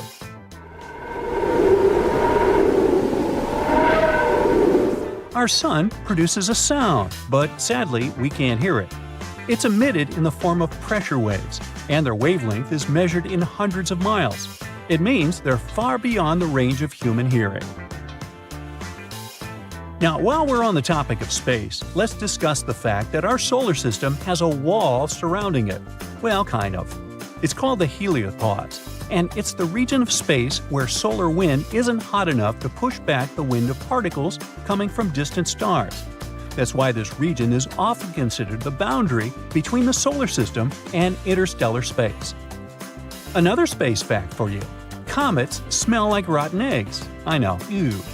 Other smells that might surround them are those of burning matches and even almonds. That's because of the traces of hydrogen sulfide, ammonia, sulfur dioxide, and hydrogen cyanide found in the makeup of some comets. In 2016, promotional postcards were even made, carrying the pungent scent of a comet.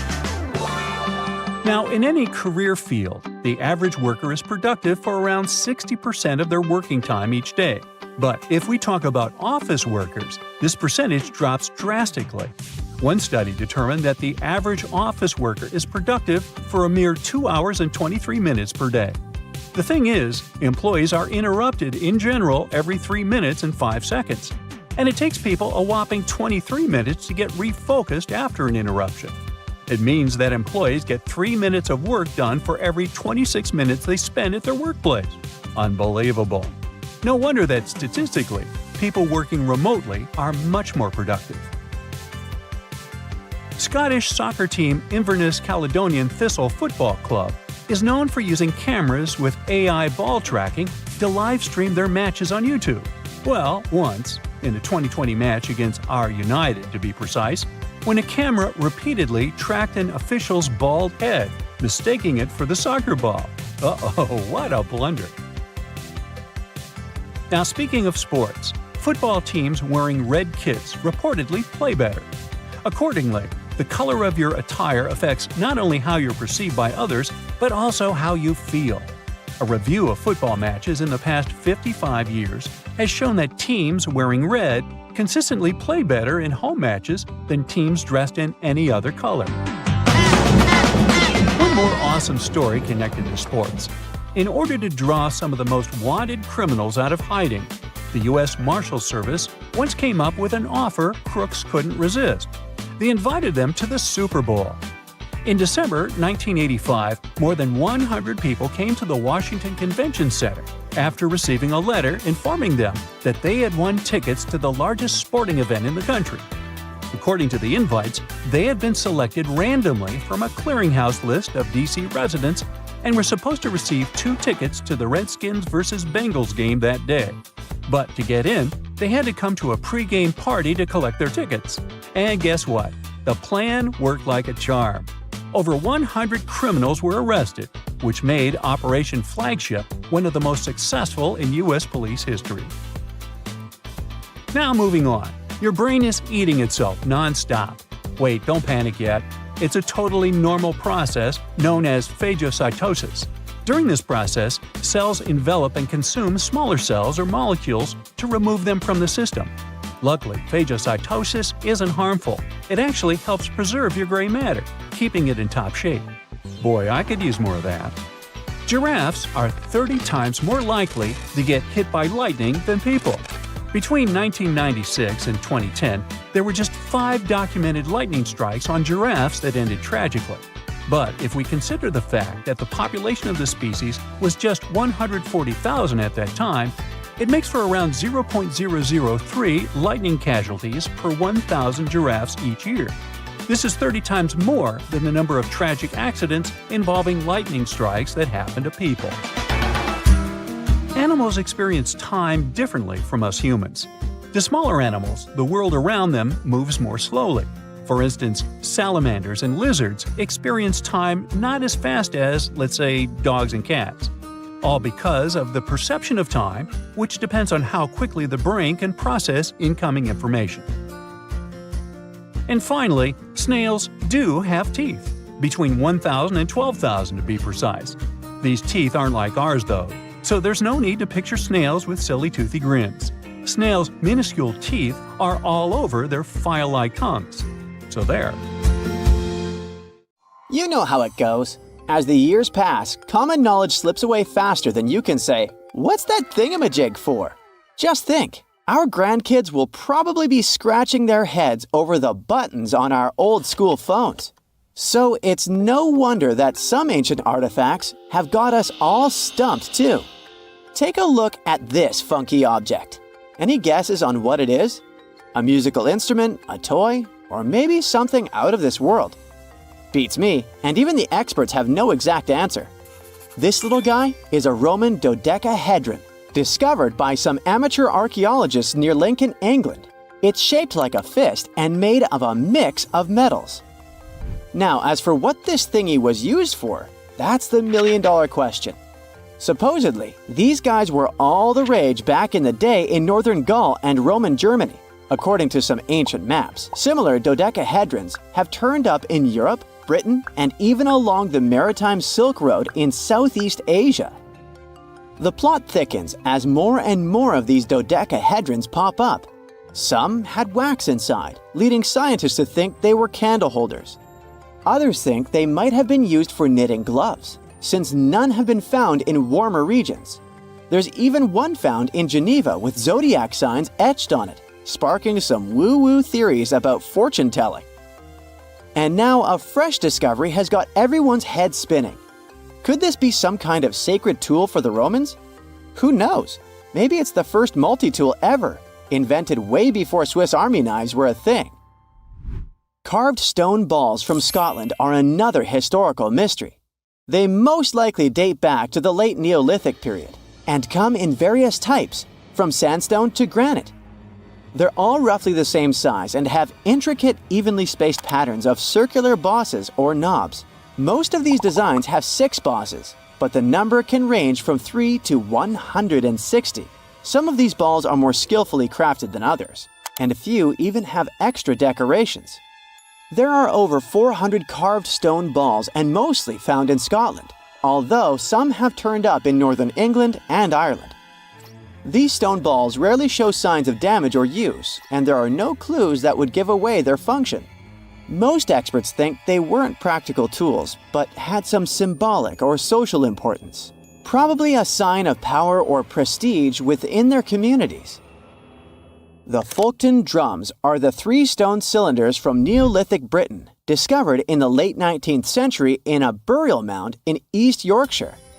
Nothing similar has been found anywhere else in the British Isles from any prehistoric period.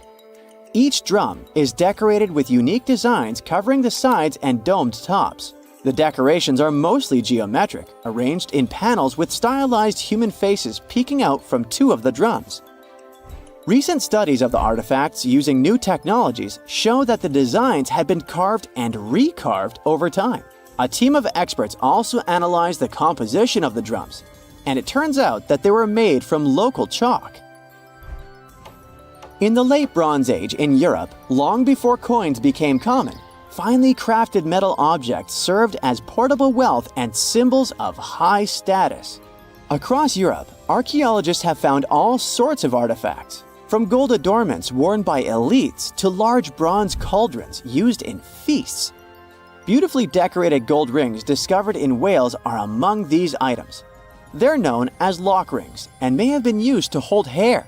Now they're flattened after spending nearly 3,000 years underground. They used to have cone-shaped openings at each end. They were found at different times, but were likely worn as a pair and buried together in a single hoard. Other Roman artifacts made of the copper alloy were first catalogued as lunate pendants. But during a recent re-examination, experts found that these items were actually small mortar and pestle sets, known as cosmetic grinders. They were used to grind minerals for makeup and were specifically designed for applying liner and shadows to the eyes. They were mistaken for pendants because of suspension loops that allowed them to be carried on a cord.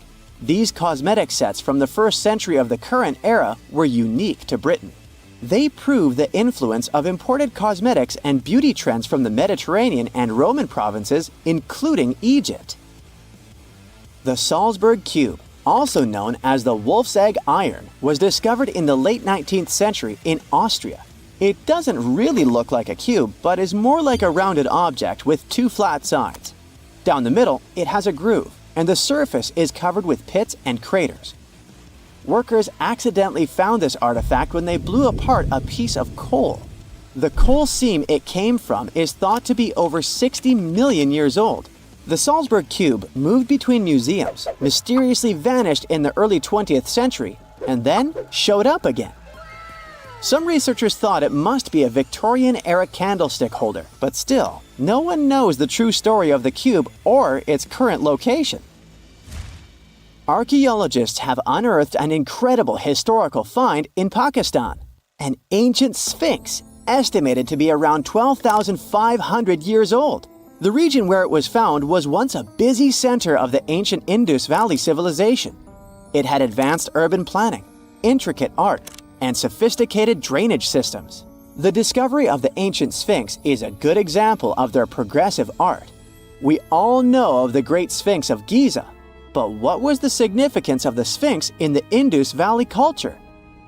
Their Sphinx has designs and carvings that show scenes with their daily activities, which means it may have had a more complex role than a symbol of power or guardian. It could stand for a balance between humans and nature, or even a deity associated with agriculture.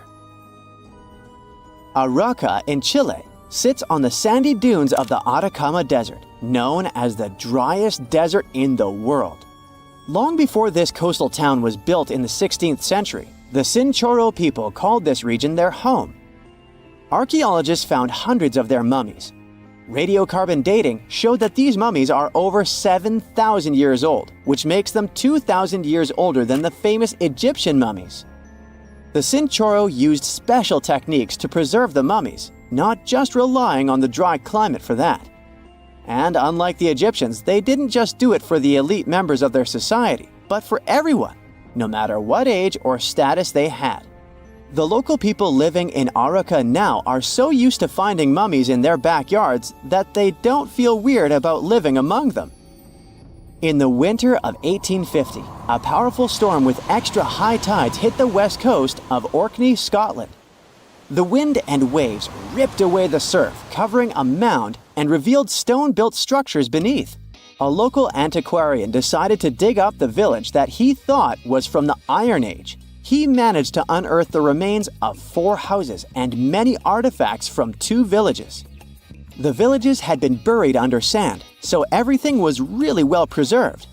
Carbon dating wasn't a thing back then yet, so it was tricky to tell the exact age of the villages. Almost a century later, with new tech, researchers were finally able to tell that the place was actually from Neolithic times. You can still see stone dressers and box beds in the prehistoric houses. Archaeologists and historians working on the famous Terracotta Army think that it might have been inspired by or modeled on ancient Greek sculptures. It would mean there was a cultural contact between East and West much earlier than we thought, long before the Silk Road trade route. There was probably Western influence in China during the era of its first emperor, who took the throne in 246 before the current era. Before that time, China didn't have a tradition of building life-sized sculptures. Earlier terracotta soldiers were much smaller, less than 10 inches tall. Greek artists might have even been present to train Chinese sculptors. As with many other crazy internet discoveries, it all kickstarted on Reddit with a wild post about wicked forest designs. Just take a gander on Google Earth and hit up the history tool to watch epic transformations from barren valleys to densely populated areas teeming with lush green tree plantations. Currently, Uruguay has approximately 2.7 million acres of artificial forests. Just to put that into perspective, it would take you around 15 to 20 minutes to walk across 1 acre, depending on how fast your pace is. You could spend a lifetime just walking around those artificial Uruguayan forests. But how did they emerge, and how did they reach this scale?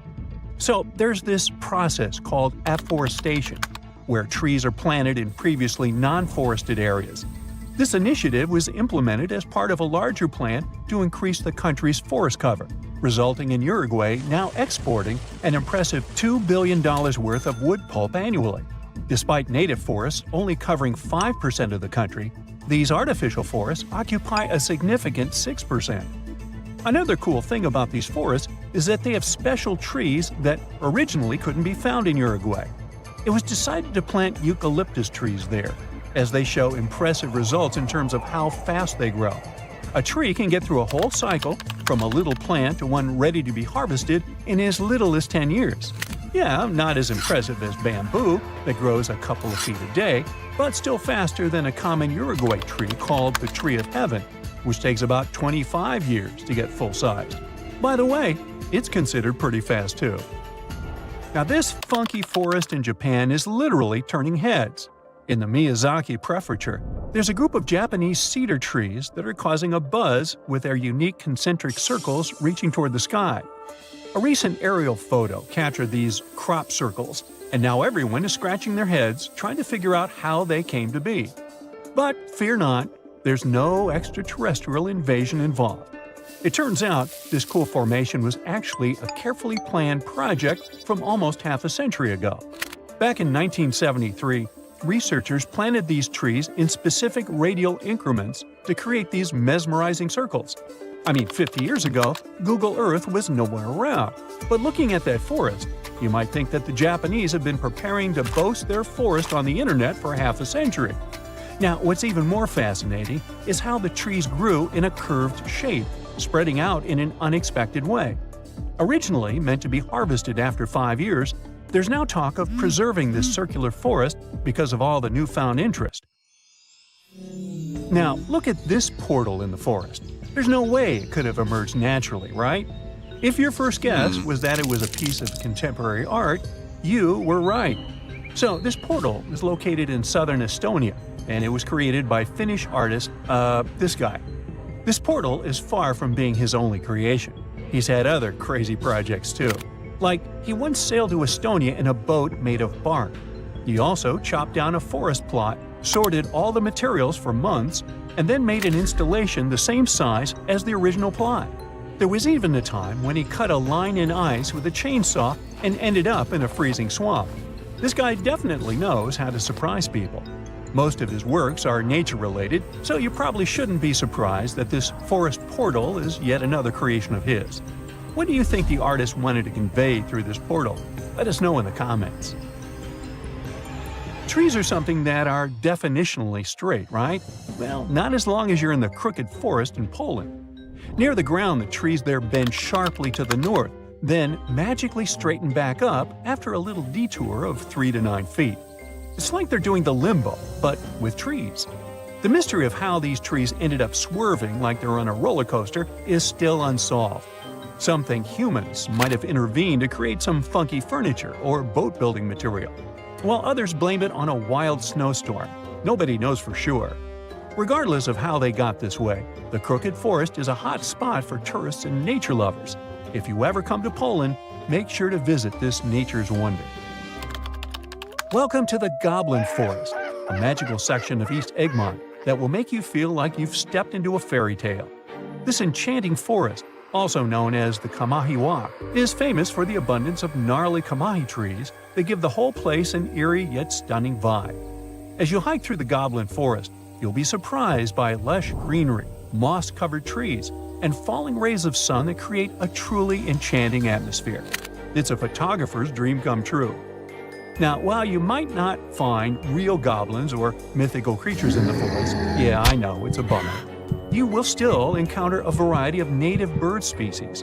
Birdwatchers will be in heaven spotting all the feathered friends flitting about, and all that alliteration. Plus, if you're lucky, you might even catch a glimpse of glowworms lighting up the trails. With a network of well-maintained hiking trails suitable for all fitness levels, the Goblin Forest is the perfect destination for adventurers looking for a magical experience in nature. So, grab your hiking boots and get ready to explore this enchanted forest of wonders. Monteverde Cloud Forest in Costa Rica is not your typical forest adventure. Think of high-flying suspension bridges and trails above the treetops. On foggy days, you can wander through misty clouds for a mystical vibe. This nature reserve is called a cloud forest, and it's a real scientific definition. Cloud forests differ from your average ones in several aspects. First, they're usually evergreen forests that are like tropical oases, with a constant veil of low-level clouds covering the canopy. The next thing that's different is moss. It's so abundant there that these places are sometimes even nicknamed mossy forests.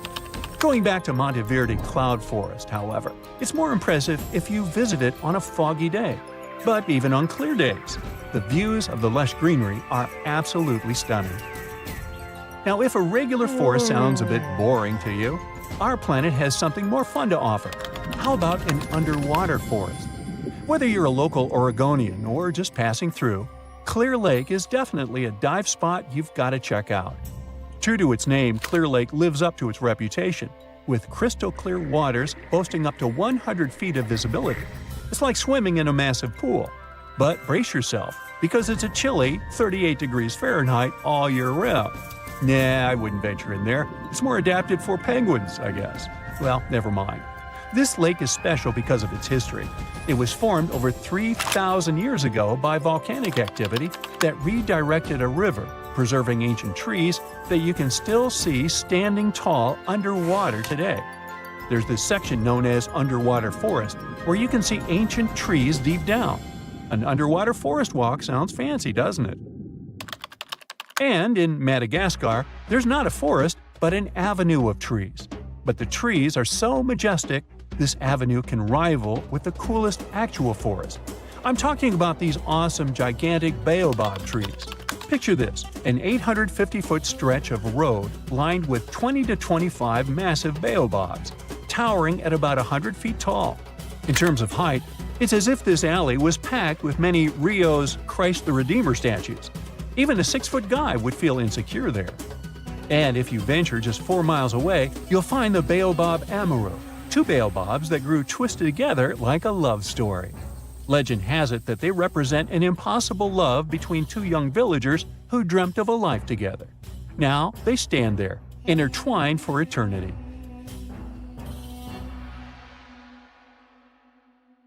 You see these blades? They have notched corners to make your cutting experience smoother. Ooh!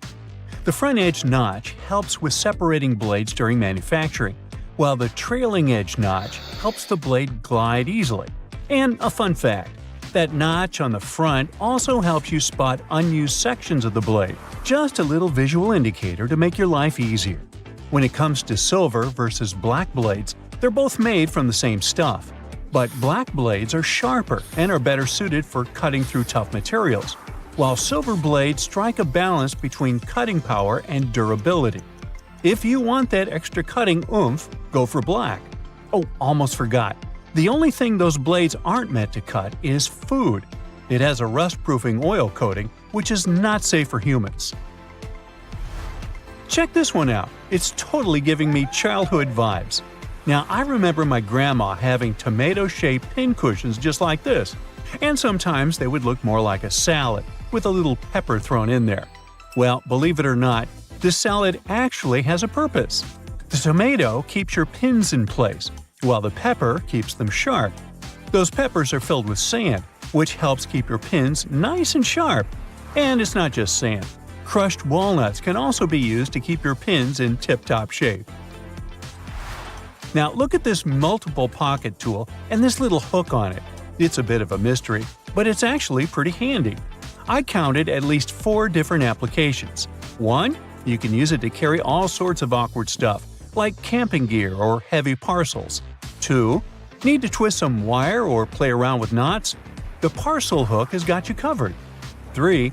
This hook can save the day with those stubborn zippers, like the ones on your luggage. 4. It's great for pretending to be a budget version of Captain Hook.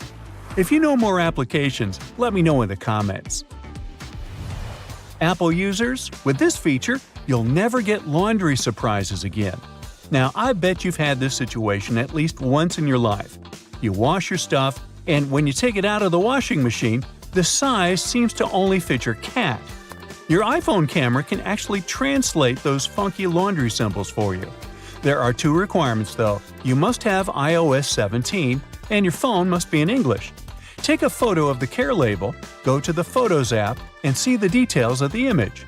Everything will be automatically decoded and explained to you.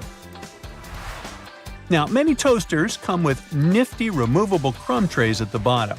It's super important to give these trays a good clean every now and then to keep your toaster running smoothly and avoid any potential fire hazards. Just pop them out, shake out the crumbs, and you're good to go. Where you shake them out is up to you. Those little compartments on your gas pump aren't just for show. They're actually there to hold your cap while you're filling up. This nifty feature keeps things tidy and prevents any spills or drips on the handle. So, say goodbye to messy refueling experiences and hello to a cleaner pump. Plus, it makes the whole process way more convenient and efficient. Now, I'll bet your oven gets so greasy and dirty sometimes that you can even hear it oink. Just kidding. I know you're a tidy person. Anyway, if you're looking for a way to bring your kitchen cleaning to a whole new level, here's a tip for you. Most oven doors have handy latches that let you pop the door off for easy cleaning, saving your poor back from the strain. When you're draining noodles or potatoes, there's no need to bother transferring everything to a colander in the sink. Just throw the colander right into the pot, hold it down, and pour the liquid out.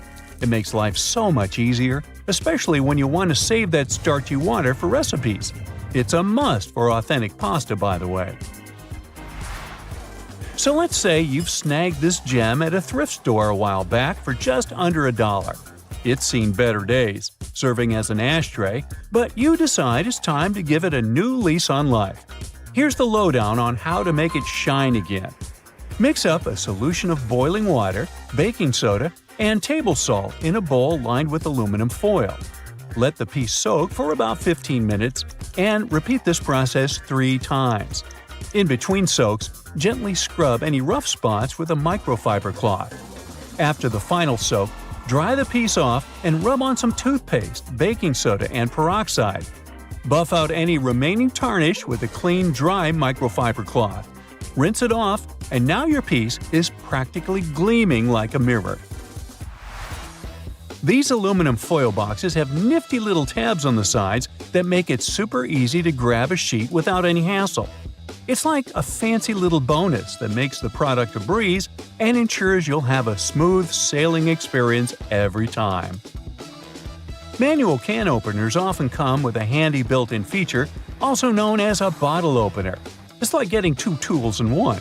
But did you know that this bottle opener actually has another useful function? It can help you loosen those stubborn, hard-to-open jars. Simply lift the lid slightly at a couple of points with the bottle opener, and then watch it as it effortlessly twists right off. Yeah! Okay, I just found that, apparently, you're supposed to save the first and last slices of a loaf of sliced bread for last. It's like a bread hack or something. Apparently, those end pieces help keep the rest of the bread fresher for longer, and you shouldn't eat them until you've devoured the rest of the loaf. So, next time you're making a sandwich, save those heel slices for the very end. Even bread eating needs a good strategy. Now look at those blue levers on the top rack of your dishwasher. I was curious about them too, and it turns out they're actually water bottle sprayers. They help to ensure that your bottles get a thorough cleaning and rinse during the wash cycle. Many vegetable peelers have those little scoops on top for taking out the eyes from potatoes. And here's a cool tip. You can actually use vegetable peelers in both directions to peel faster, but most people just stick to one direction. When using yellow mustard, make sure to push the lid of the bottle all the way open until you hear a satisfying click. This way the lid will stay securely in place and won't get in the way when you're dispensing the mustard onto your food. It's a simple step that can make your condiment experience hassle-free and enjoyable. So there. You know that little hole at the end of your pot or pan? Well, it's not just for show. You can actually use it as a handy holder for your forks and spoons. Next time you're cooking up a storm in the kitchen, just pop your utensils in that convenient little hole and keep them close at hand. Okay, just a heads up to remember to switch the direction of your ceiling fan for the changing weather, and to give it a good clean too. I've seen that a lot of folks found it helpful before to reverse the fan's direction by flipping a switch for different seasons. So this is just a friendly reminder to go ahead and do it again, pushing hot air down and pulling cold air up. When you're chowing down for some pizza, just tear off the top of the box and use it as a big old plate. You can even rip the box in half and fold it to save some leftovers for later. Well, that's it for today. What, you want to know more cool facts? Sure, but you'll have to subscribe and hit the bell to get more videos. I'm waiting. Go ahead.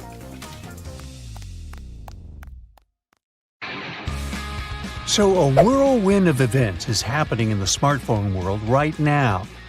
Samsung is releasing new phones that are going to be packed with novel AI functions. The company promises that the phones will be able to translate languages during calls, search for things by circling them in a picture, and even help you edit photos with Photoshop-like capabilities. This means two main things to us as consumers. We might be preparing to say goodbye to smartphones whatsoever. On the bright side, and we are, we'll get to experience cool new features and improvements in our phones.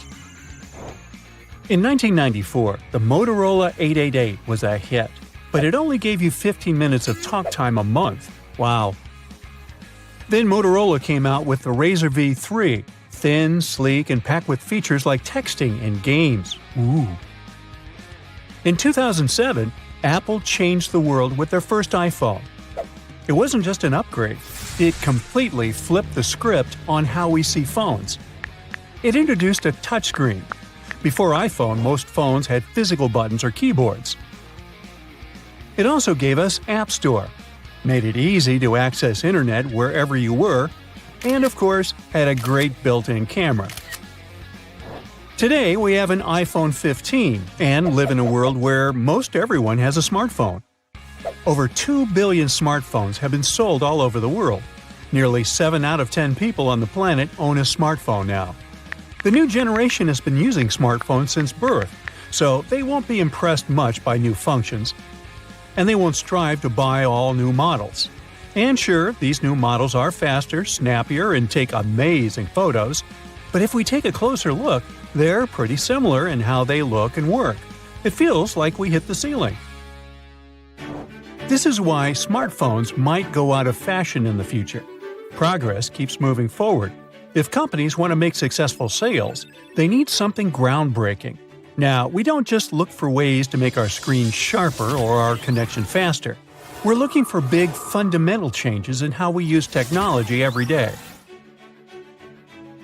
So we have two options: keep improving current phones or introduce something entirely new to the market.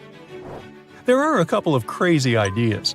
Some TV shows have shown futuristic transparent phones with holographic displays, but that's more of a sci-fi idea than a real trend. The highest priority is improving battery life. Here, graphene batteries show a lot of promise. They could make your phone last a whole week with just one charge.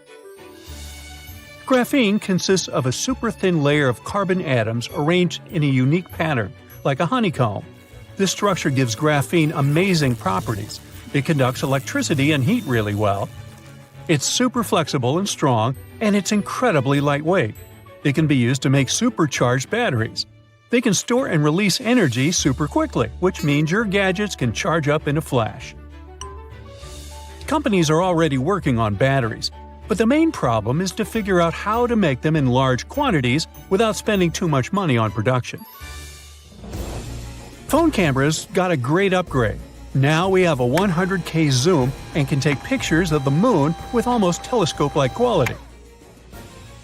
But there's still a lot of work to be done on front cameras and image processing with AI. 2010s was a selfie era. Seems so long ago. We introduced front cameras to the market, and suddenly, smartphones weren't just for taking photos of the world around us, they were also for capturing ourselves in the moment. Well, the 20s might become the AI image era. A couple of years ago, AI and machine learning made their way into smartphones. Phones started using AI to enhance photo processing, introducing features like portrait mode and improved HDR processing.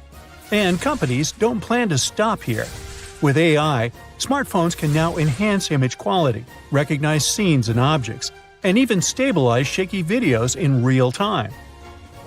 With that, together with the rise of VR and 3D capture, the future of smartphone photography looks incredibly exciting. In general, augmented reality, or AR, and artificial intelligence will become the main characters of our future. Technology is becoming more immersive. Tech companies want to blend digital stuff seamlessly with our real world. To do that, they might, for example, replace our phone screens with something cooler and more interactive. Some envision smart glasses or headsets that make technology invisible by integrating it into our surroundings, like Apple Vision Pro. AI shows a lot of promise and will keep improving. That means smartphones might eventually evolve into digital assistants, seamlessly helping us with tasks like ordering food or booking flights. Regular phones just do basic stuff like calls and texts, but AI-powered gadgets can do way more. They can handle messages, voice commands, and even tell you stuff like how many calories are in your food and pile on the guilt. AI can already come up with tons of text in no time, thanks to cool tools like OpenAI's ChatGPT. And each new model of GPT gets smarter and smarter. Not just in writing, but in real-world stuff too. AI is improving. In the future, it'll be able to do everything, from correcting your yoga poses with a webcam to helping lawyers review contracts faster. It may sound scary, but AI experts say that, although there are healthy concerns about AI, we shouldn't freak out about it. Researchers are approaching it carefully and realistically. AI is very far from actually becoming conscious or anything like that. Instead, we should embrace its potential and not let fear hold us back. Sounds a little naive, doesn't it? Phones aren't the only thing that's anticipating huge changes. Humane Inc. is working on gadgets like the AI Pin. It's a tiny device you wear, like a pin, which you can control with your voice and hand movements. It replaces screens by projecting information onto your hand using lasers. It would be like having a subtle personal assistant with you all the time. Of course, not everyone is on board with that idea. It would mean that this device is tracking you at all times, which raises a lot of privacy concerns. The developers tried to solve it by making the device only listen when you want it to and have special sensors to keep your info safe. But it still requires a lot of work. Another promising thing is brain-computer interfaces, or BCIs. Now, BCIs are like bridges between our brains and the outside world. They pick up signals from our brains using electrodes, which are tiny sensors, and send those signals to a computer. Then the computer turns those signals into actions. That would help you move a prosthetic hand or even control a smartphone. BCIs are used for two main things: helping people with medical needs and making everyday life easier. In medical settings, BCIs can assist people who have trouble communicating or moving, for example, people with ALS. In daily life, BCIs can help us focus better while driving, improve learning, or control devices with our thoughts instead of our hands. But making BCIs work perfectly isn't easy. One big challenge is making sure the electrodes that pick up brain signals are safe and long-lasting. Some last for years, but others break down quickly. Another challenge is making BCIs wireless. Right now, they need cables to connect to computers, which can be bulky and risky for infection. Researchers are working on better materials to fix all these problems. And of course, there's a design issue. Wearing a cap with cable sticking out in public would be kind of ridiculous. So we also have to figure out how to make BCIs more discreet. Perhaps we could build them into glasses or earphones. Plus, both the BCI and the user need to learn from each other. The BCI learns to understand the brain's signals, while the user learns how to control the BCI. It's a continuous learning process, so it'll need a lot of fine-tuning. Despite advancements, there's a debate about whether we've reached peak distraction. A lot of young people are showing less and less concentration levels due to all the modern tech. Some people argue that we should focus on less screen time and more human connection. Smart goggles or glasses could offer a middle ground. They allow for distraction while integrating technology into daily life. Time will show whether we need to prioritize human connection or technological convenience. I think I vote for human connection. How about you? Now, as of today, there are around 400 million monthly active users hanging out inside virtual worlds. Doesn't feel all that crowded, but hey, I live on the other side of your screen. So, the sci-fi future we've been waiting for is already here. But technology is not all about fun and games. It's also here to make our lives easier. And these inventions are proof of that. So, buckle up as I teleport you to the near future and show you what one day will look like. You get out of your bed and head to the kitchen for breakfast, or to your smart fridge to be more precise. The world's biggest tech and appliance companies have been working on developing fridges with some mind-blowing features for quite some time now. These can scan the contents stored inside of them, keeping track of what items you're running low on. Their built-in touchscreens will display lots of information for you, from your daily schedule to a slideshow of family photos. Just like any other wireless device you have, you'll be able to connect them to your home's Wi-Fi. Once they are connected to the internet, they can interact with other connected devices in your home. So, you'll even be able to move the show that you were watching in the living room to the touchscreen of your smart fridge and not miss that big twist. This screen will also let you know when and what items you need to reorder, as well as recommend recipes based on the ingredients you already have inside the fridge. The system behind these new and improved fridges will rely on the barcode or the radio frequency identification tags your food packaging will have. These are actually already being used by food manufacturers to manage stock and shipping. By scanning the tags or the barcodes, your fridge can access details such as expiration dates to keep an accurate inventory of your food. And just in case you're wondering how much having a fridge that sends you a shopping list will cost you, it'll range somewhere between $2,000 and $5,000. Your smart fridge warns that the coffee cream is expired. Oops, guess it's time to head to the store. Now, don't worry about searching for your wallet though. You will need neither cash nor a credit card to buy stuff. This will be possible all thanks to the tiny microchips which can be implanted into your hand. Don't get too excited though, one chip won't turn you into a cool cyborg or anything. This chip technology actually already exists in digital house keys, e-tickets, and bank cards. What will make them different now is that once the implantation process is complete, they will get linked to all of your online accounts. This will allow you to open your front door, hop onto the public bus or train, and buy groceries all with a flick of a wrist. You come home and finally have your morning coffee, with cream. Now it's time to actually make yourself something to eat. Such a bore. Or maybe not, thanks to your cyber chef. In 2015, a robotics company shook the culinary world when they presented their new invention, a robot that uses giant hands to cook meals. This master chef comes pre-programmed with thousands of recipes from world-class human chefs, so you won't need to Google how to make the perfect pie crust anymore. The robot that's named Molly will do everything from pour to stir, but unfortunately, it can't prepare ingredients for the recipes it's going to make. At least, not yet. Maybe I've seen too many movies, but it's probably not such a great idea to give a robot a knife anyway, right? However, if you prepare the ingredients yourself and put them inside special containers, it will recognize the ones it's supposed to use. Once it's done preparing food, it will clean up surfaces too. Finally, your own busboy. Molly can plan and adapt its recipes according to your diet preferences and calorie intake limits. However, you can also add your own recipes to its list through the touchscreen, and it can recreate your grandma's casserole with 100% accuracy for you. But you know what? I bet you can hire a personal chef for yourself and the amount you will pay to get Molly, which is $340,000. And the best part is, they can even prepare the ingredients for you.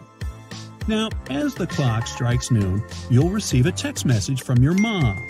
She reminds you about her visit, which will be in an hour. Uh-oh, you totally forgot about that. Well, you take a look around your house and realize that you haven't been doing any cleaning for quite some time. But she can't see it like this. This is where super suits might come in handy. The Guardian Exo is a rechargeable, battery-powered, and mechanical full-body exoskeleton that's designed to make you faster and stronger. Using its electrical motors and a state-of-the-art set of 100 ultra-precise body sensors, it combines human intelligence, instinct, and judgment with the endurance and precision of machines. It can increase your strength and allow you to lift up to 200 pounds of weight like you're lifting a feather, and it won't restrict your movement at all. So you can clean under your sofa, bed, or that smart refrigerator pretty easily and quickly before your mom arrives. Talk about productivity. But don't get your hopes up too much. It doesn't have the technology to allow you to stop buses like Superman or jump over buildings like Neo. So it's not really suited to saving the world. But it sure can be a lifesaver if you're moving into a new house. What's great about it is that you can actually get your hands on it now. That is, if you have $100,000 per year to pay its rent. Wow, you finished cleaning so fast that you still got some time left before mommy comes home. Might as well go for a quick run. But thanks to your suit, you didn't burn that many calories while cleaning. So grab your futuristic sci-fi sneakers and let's head out. This creature-like footwear called the Cryptide Sneaker is a fully 3D printed shoe. It's made out of only one material, which is a special polymer called thermoplastic elastomer. This material varies in thickness or thinness in different places, meaning while specific parts of the sneaker become stiffer, the others will remain soft and flexible. So it is ergonomic and comfortable, in addition to being easy and fast to manufacture. The whole shoe can be printed out in one go, and it doesn't require any gluing or stitching. And the best part is, its shape can be adapted to your own foot. The only thing needed for that is your foot's 3D scan. Well, you head back home just in time to greet your mom. She wants the two of you to spend a nice, quiet afternoon together, reading or watching something. You think that's a great idea, and you show your new favorite book to her. She goes through the pages, but you notice she's having a hard time reading the words, squinting her eyes. If only I could zoom into the book pages like I can do with your Instagram photos, she says. Hey, you have just the thing she needs. In 2019, a team of researchers created a pair of contact lenses that zoom in when you blink twice. Each eye movement you make gives distinct electrical signals. The zoom-in contact lenses contain electrodes that can track these signals and respond accordingly. The polymers that they're made of expand when a certain electrical current is applied.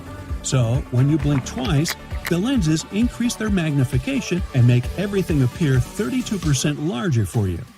However, it looks like you'll have to wait a bit longer to start wearing them. The researchers are still trying to figure out how to make them out of the material regular contacts are made of, so they'll be safer for everyday use. Now, aside from the zoom-in only lenses though, other researchers have been working on creating what they call smart lenses as well. These will have nearly invisible micro-LED displays smaller than a grain of sand, tiny navigation sensors, image sensors, and almost microscopic batteries. They'll help guide you through new cities, give you information about the buildings and the people. Wow, traveling made easy. Aren't you glad you have that trust fund to pay for all this? Wait, no trust fund? Well, you can still have Instagram.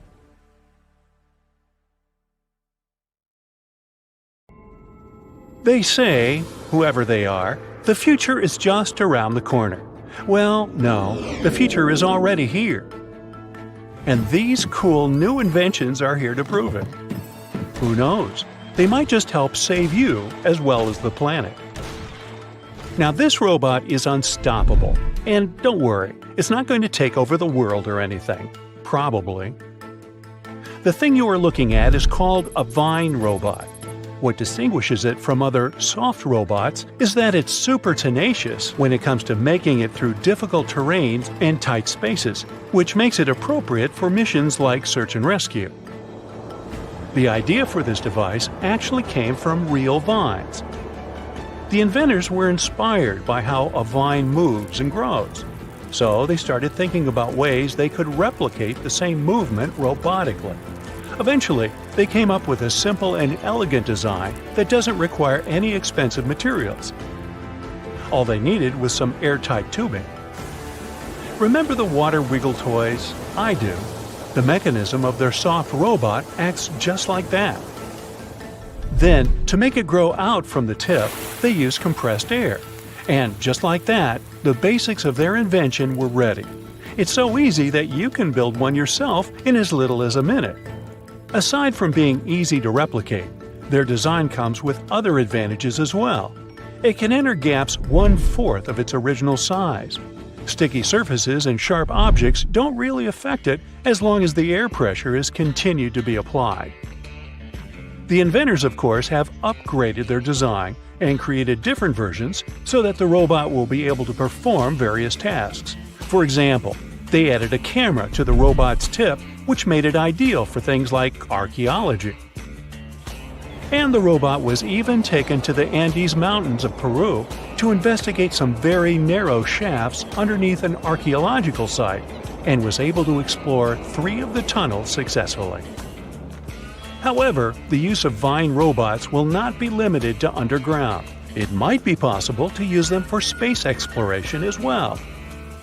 When blown into something like sand, compressed air fluidizes. In return, this allows the Beine robot to burrow into granular materials. So, NASA can use it to study the surfaces of other planets. But it has one more application. A miniature version of Beine robots can potentially be used for medical procedures, such as intubation too, making the process faster and easier. Talk about being multifunctional. Can you think of anything else it can be used for? Now, these capsules are not for swallowing. Tiny houses and van life have been the hype for quite some time now. But vans require gas, and tiny houses require some sort of infrastructure. Eco-capsules, on the other hand, require nothing. These egg-shaped micro-units are 100% self-sustainable living pods that give you the freedom to place them wherever you like and to live off-grid without causing any harm to nature. If all non-renewable energy sources were to end today, you could still be able to live the life you're used to in the eco-capsules for up to several months. So, no need to go all survivor mode immediately. Eco-capsules can also be used as scientific research stations or even remote hotel rooms. They are 88 square feet and are equipped with a smart home system. They come with sleeping space for 2, a kitchenette, shower and toilet, storage space, and even electrical outlets. They create their own electricity using a combination of a wind turbine up on a telescopic pole and a roof that is lined with solar panels. Their unique shape allows them to collect rainwater. The rainwater that falls on their surface is gathered in their tanks, where it is then filtered and becomes ready for use. In case there are no rainfalls for a while, the tanks can still be filled from any water source, such as a lake or a river. And in terms of drinking water, additional filters are installed directly on the faucets. The greatest thing about eco-capsules is that they have almost zero emissions and zero ecological footprint. So every eco-capsule inhabitant will basically be taking part in saving the world while they're living in it. This magnetic slime robot may look disgusting and frightening, but it definitely is game-changing. The blob-like robot is made of a water-soluble synthetic polymer, borax, and magnet particles. It is a non-Newtonian fluid that has viscoelastic properties, which means it can act both as a liquid and a solid depending on the level of pressure that's being applied to it.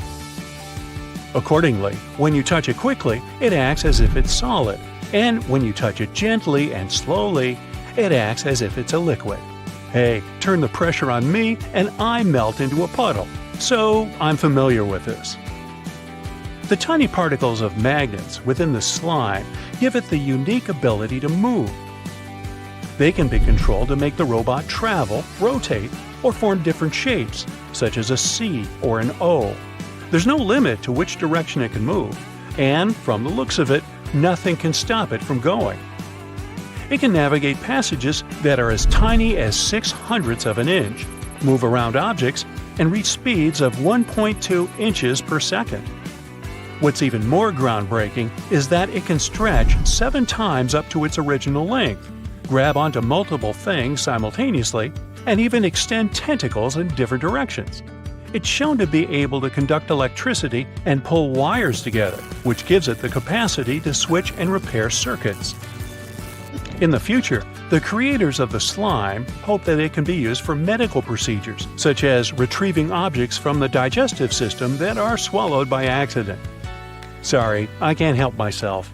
In addition, if the swallowed object is something toxic, like a small battery, the slime can also hypothetically be used to wrap around it and prevent toxic electrolytes from leaking out into the body. However, the magnetic particles inside the slime are actually toxic themselves, but the researchers have coated them with silica to make the robot safe for this hypothetical application. The coolest thing about the slime robot is the fact that it is self-healing. That means it can bring itself back together even if it is chopped apart, without the help of external sources, and it can maintain its electrical capabilities after healing too. These all sound like some science fiction stuff, but you can relax since the slime is not sentient, at least for now. This is the transparency we all need. When you think of solar panels, you immediately picture large black squares that are mounted on rooftops, right? Well, transparent solar panels are here to change that. Solar panels create energy by absorbing sunlight and converting it into electricity. If the material they are made of is transparent, that means the light will completely pass through them. Accordingly, a transparent solar panel used to be something of a contradictory idea. However, in 2014, scientists from Michigan State University were able to come up with a solution to this contradiction and develop a fully transparent luminescent solar collector that can turn any glass sheet or window into a solar cell. These transparent solar concentrators are composed of clear organic salts. They capture the wavelengths of the solar spectrum that are not visible to the human eye, like the ultraviolet and infrared, while allowing the normal visible light to pass through. These captured wavelengths are then guided to the edges of the cell, where thin strips of conventional solar cells convert them into electricity. The researchers are hoping to make solar energy affordable, therefore widespread. So much so that they are also looking into using transparent solar cells as screens for smartphones or tablets. No more rushing to the charger once you see the 1% on the battery symbol. It's expected that the transparent solar cells will be able to deliver a 10% efficiency once mass production begins. This doesn't appear to be much, but if these panels can be implemented on every window of every home or office building, imagine.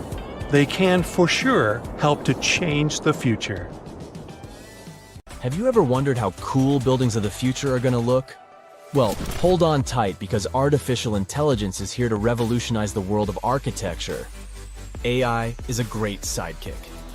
It can give the architects incredible new tools to create mind-blowing structures that are not only stunning, but also eco-friendly and super efficient. So let's check what our beautiful future might look like. First of all, you know how cities can get crazy busy and overwhelming, right? Well, guess what? AI is here to save the day and make our cities super smart. Imagine you're cruising down the road in your flying car. Yes, we'll have those. Thanks to AI, the traffic flows like a dream. No more endless gridlock. The city knows where the most likely crime spots are and takes proactive steps to keep us safe. It's like having superheroes on every corner. And hey, forget about trash piling up. AI makes sure waste is managed efficiently, keeping our city clean and fresh.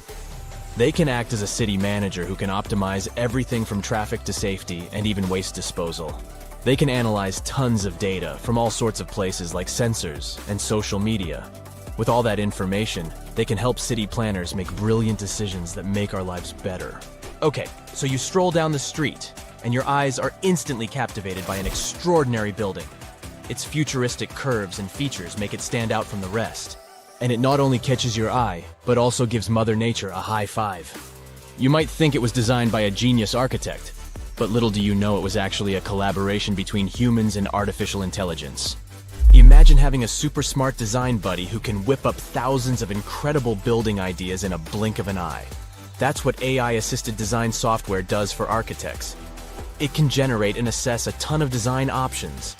They take into account stuff like the best materials to use and the perfect placement for the building. Also, by analyzing data and crunching numbers, algorithms can help optimize the building's design. They can ensure it minimizes energy usage, conserves water, and manages waste like a pro.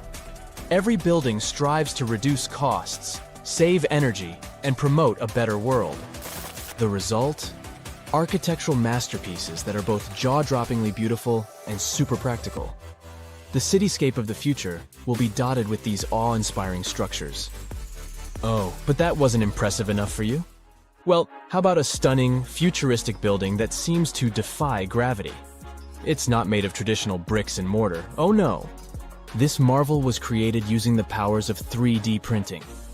With the help of AI, architects designed every intricate detail and fed all the important data, like what materials to use and how the site conditions might affect the structure.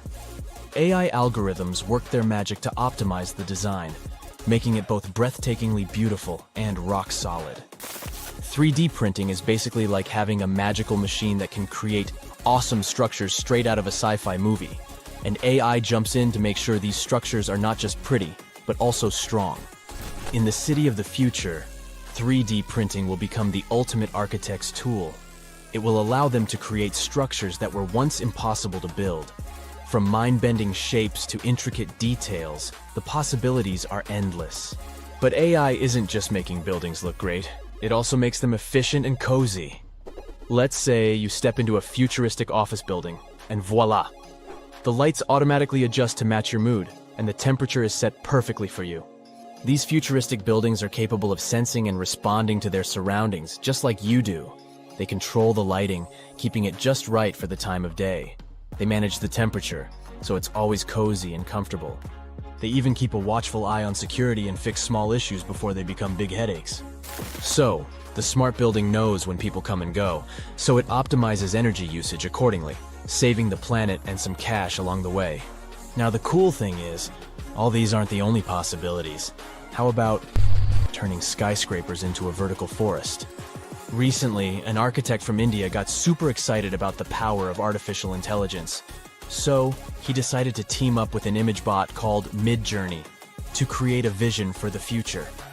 But instead of a dull, robotic world, they aimed for something spectacular.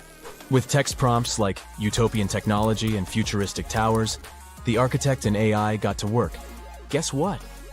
Midjourney didn't disappoint. It conjured up a world where buildings were covered in lush vertical forests and adorned with shapes inspired by nature.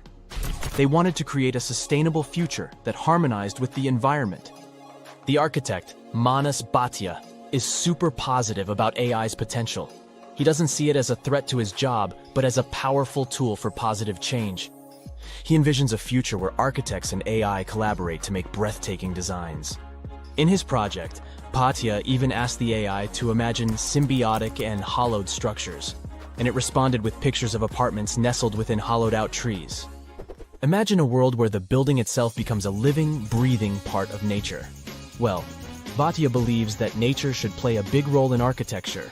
He loves designing structures that embrace nature's beauty and functionality. From buildings built around trees to facades that regulate temperature, he's all about blending architecture with the natural world.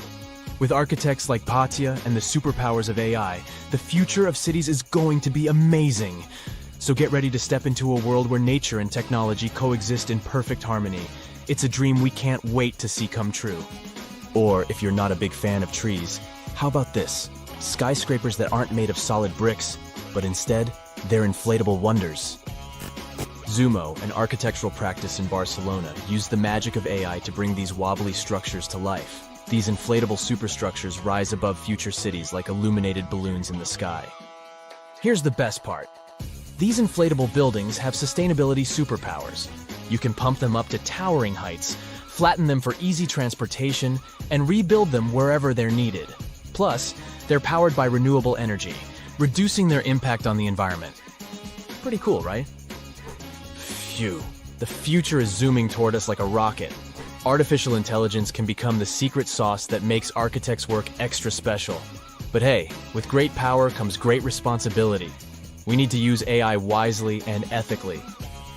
For now, we don't have to worry about machines replacing architects.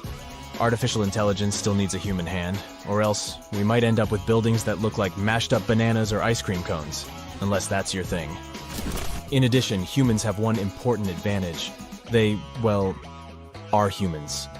We need to keep in mind that artificial intelligence doesn't have emotional intelligence. It's a brainy genius, but it can't fully understand the feelings and vibes we humans crave in our spaces.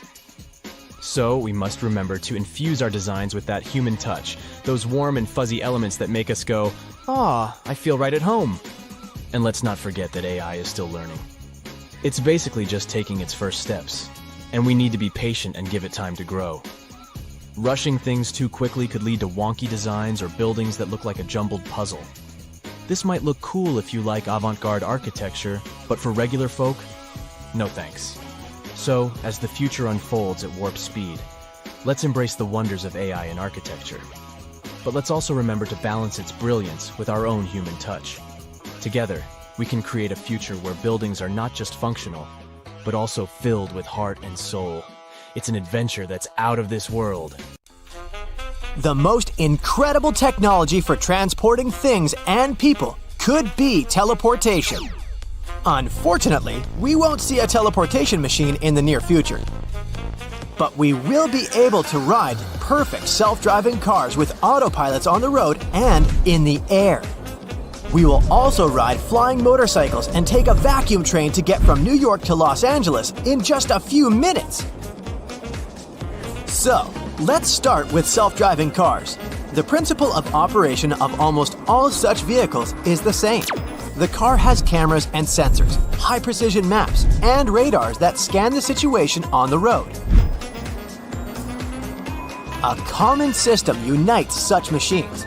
Each of them knows where the others are, and this prevents accidents or traffic jams. Of course, today's cars with autopilot are not so impressive. Many people drive them. But imagine what will happen when all vehicles on Earth get united by a common artificial intelligence. People will forget about traffic jams forever. Computers will predict dangerous situations and prevent them. But what will people do on the road if they don't drive cars? The developers will focus on passenger entertainment.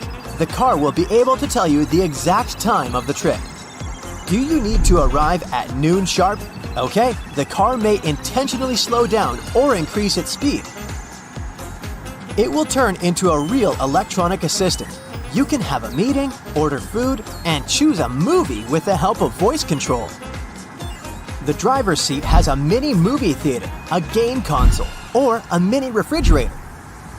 People who like to communicate with drivers will be able to speak with advanced artificial intelligence. But, of course, there will also be problems. The main one will be the excessive correctness of driving. Scientists and developers are working on humanizing machines. Here's an example. Let's say the car is driving along a busy street and notices a man standing by the road. The car's internal system quickly analyzes the situation and decides that the person is going to step onto the road. The only reaction of the computer is to pull over. The car is slowing down. Another car stops behind it. The first vehicle has created a dangerous situation and a traffic jam. And the man was not even going to cross the street. He was just standing there, waiting for his friend. To deal with this issue, the developers of some companies equipped their cars with a voice. That is, they taught them to honk. In a problematic situation, such a vehicle will press the horn like an angry driver. But the car can slow down if a bird flies by. No horn signal will save you here. On the one hand, the human factor is one of the main causes of road accidents. On the other, a person can analyze a situation much better and choose the right solution. It's unlikely that a machine on autopilot will stop to pick up a guy hitchhiking on the side of the road. Perhaps this guy has gotten into trouble and he urgently needs to leave that place, or maybe he was bitten by a snake and he needs to go to a hospital. The computer can't know that, but a kind person behind the wheel will stop and offer help.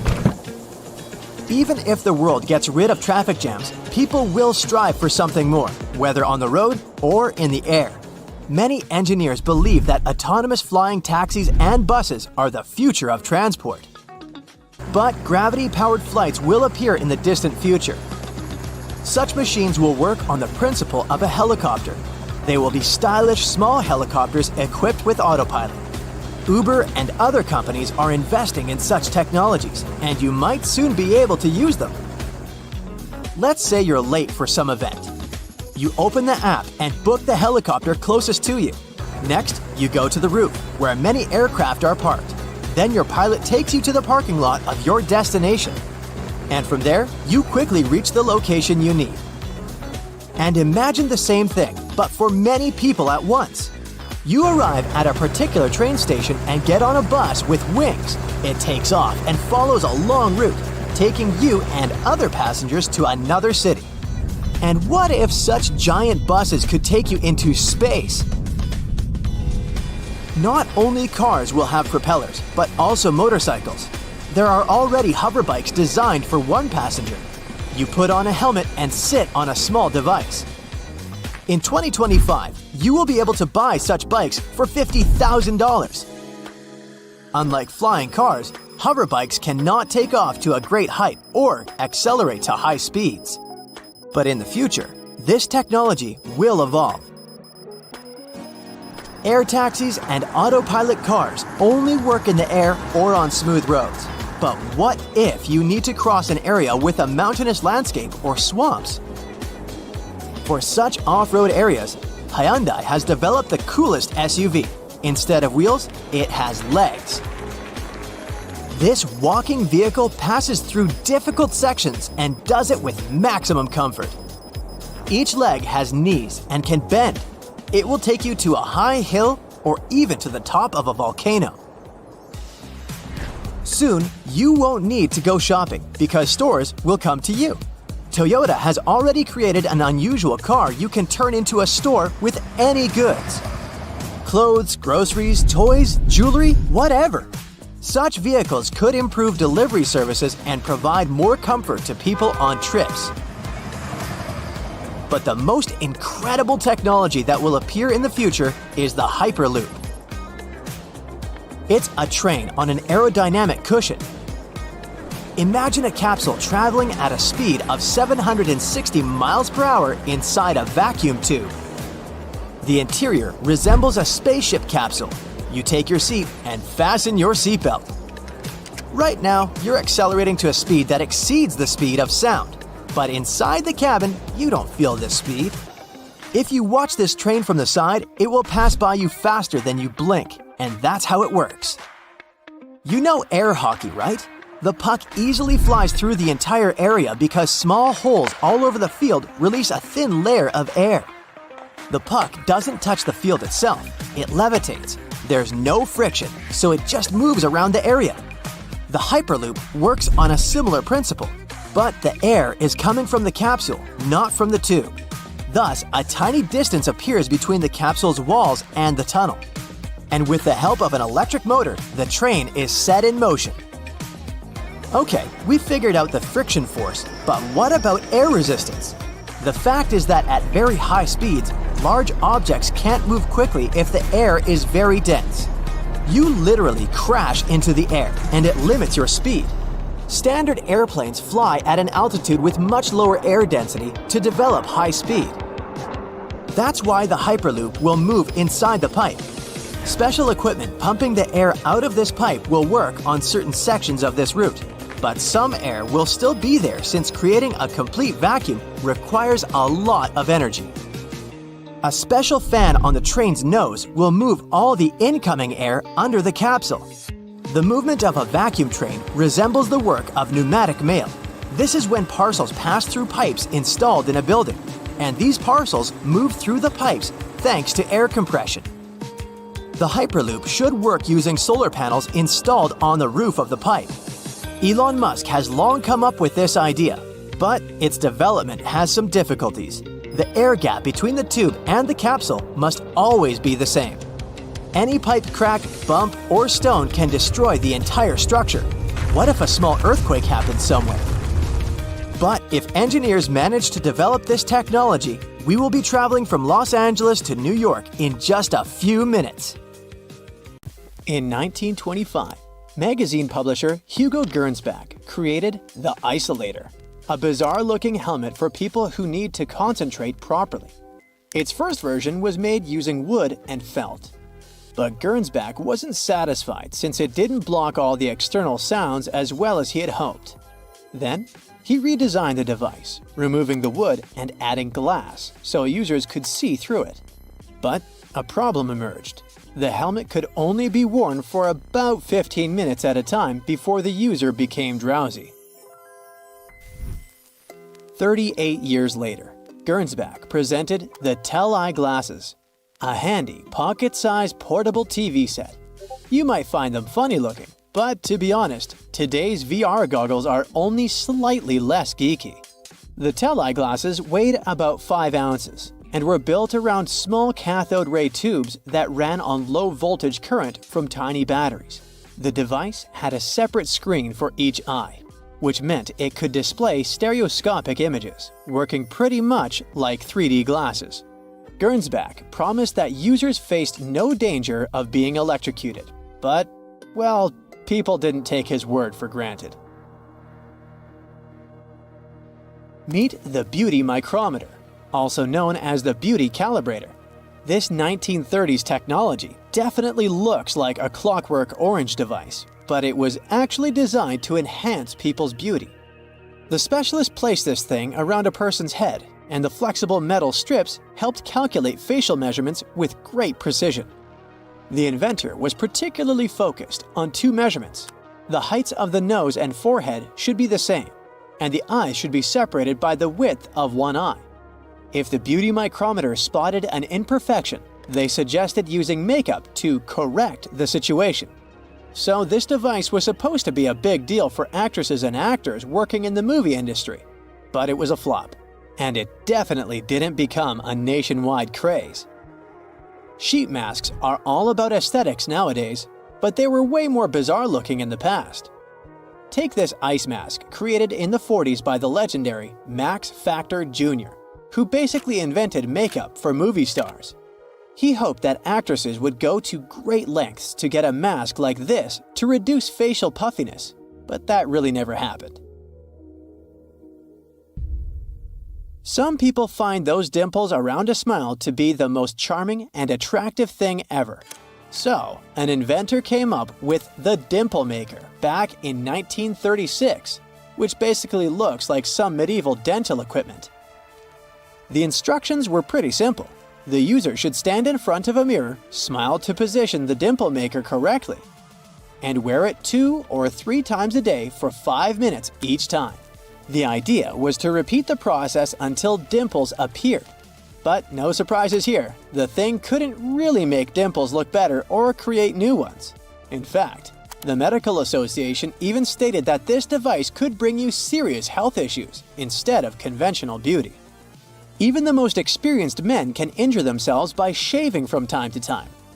So, probably only the bravest would pay to use this mass shaving machine, which allowed barbers to shave a dozen men simultaneously. This device appeared in a pilot for a TV series in the 60s, but it was invented in the 19th century.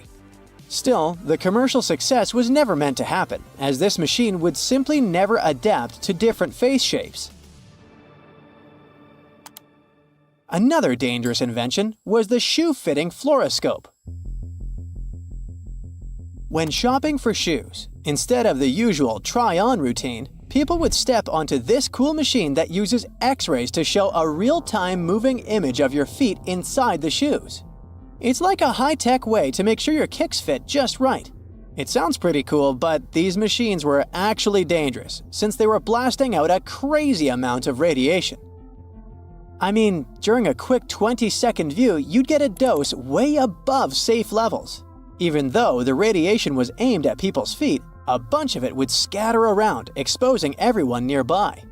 So, salespeople who spent hours around these things were getting a whole year's worth of radiation in just 2 hours. There were reports of injuries, so this invention was finally banned in the 70s. If you've got 2 left feet, you can learn how to dance with YouTube videos, or call your partner to help you out by using these Siamese dancing shoes. This invention made its debut in a 1981 mail-order catalog, intending to help couples stay in sync on the dance floor. But they were more likely to have you both tripping to the ground.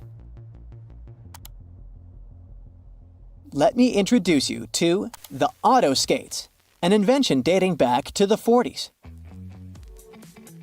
The inventor used to kickstart the motorized roller skates as if firing up a lawnmower, and they could run up to 160 miles on a single gallon. But they had a little issue with the brakes, which could, not brake at all. So, a co-pilot was necessary there. And by co-pilot, I mean someone brave enough to chill on a little stool behind the driver and help brake using their own feet. If someone needed to take their whole family for a spin, they could just hop on the Goofy bike. This invention, unveiled in Chicago in 1939, was a bike for 4 people that also doubled as a mobile sewing station. When this quirky ride was parked, the sewing machine's legs kept the tall cycle from toppling over. But I wouldn't be so close to it, just in case. The auto skates and the Goofy bike seem like relatively safe ways to get around compared to a barrel.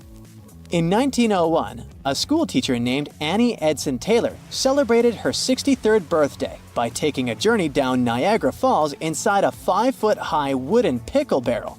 Following her daring feat, 15 copycats tried using the same device to conquer Niagara Falls, but not all of them succeeded. Nowadays, attempting such stunts is prohibited due to the significant risks involved, and the fine is approximately $10,000. Back in 1929, someone apparently thought that wood veneer sheets could be the next big thing in bathing suit materials. They were advertising a kind of DIY and recycling method, and one of the promotional videos featured a girl explaining how she crafted her outfit using leftover veneer from building a house. The funny thing is that they even claimed that, so far, none of the bathing suits had warped or cracked. But let's be real. The wood would need some serious waterproofing to pass the test of time. This invention didn't stick around for too long, probably because they didn't exactly win any awards for the most flattering design. About 10 years later, men were seen rocking periscope top hats in London. This clever invention gave short people a slight boost to peek over heads in large crowds. The images bounced from a mirror at the top of the hat down to another mirror right in front of the eyes through a hole in the brim. But while they seemed a great idea for parades and sporting events, they simply weren't practical in any other situation.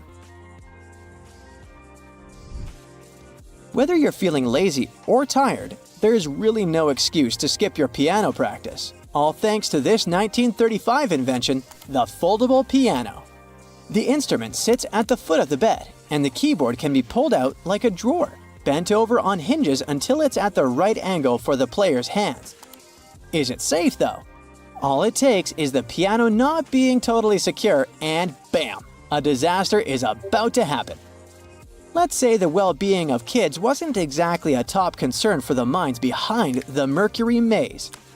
This 1978 invention was a handheld game, where kids were supposed to rotate it and tilt the puzzle to guide a silver blob of mercury along a path to the center of the maze.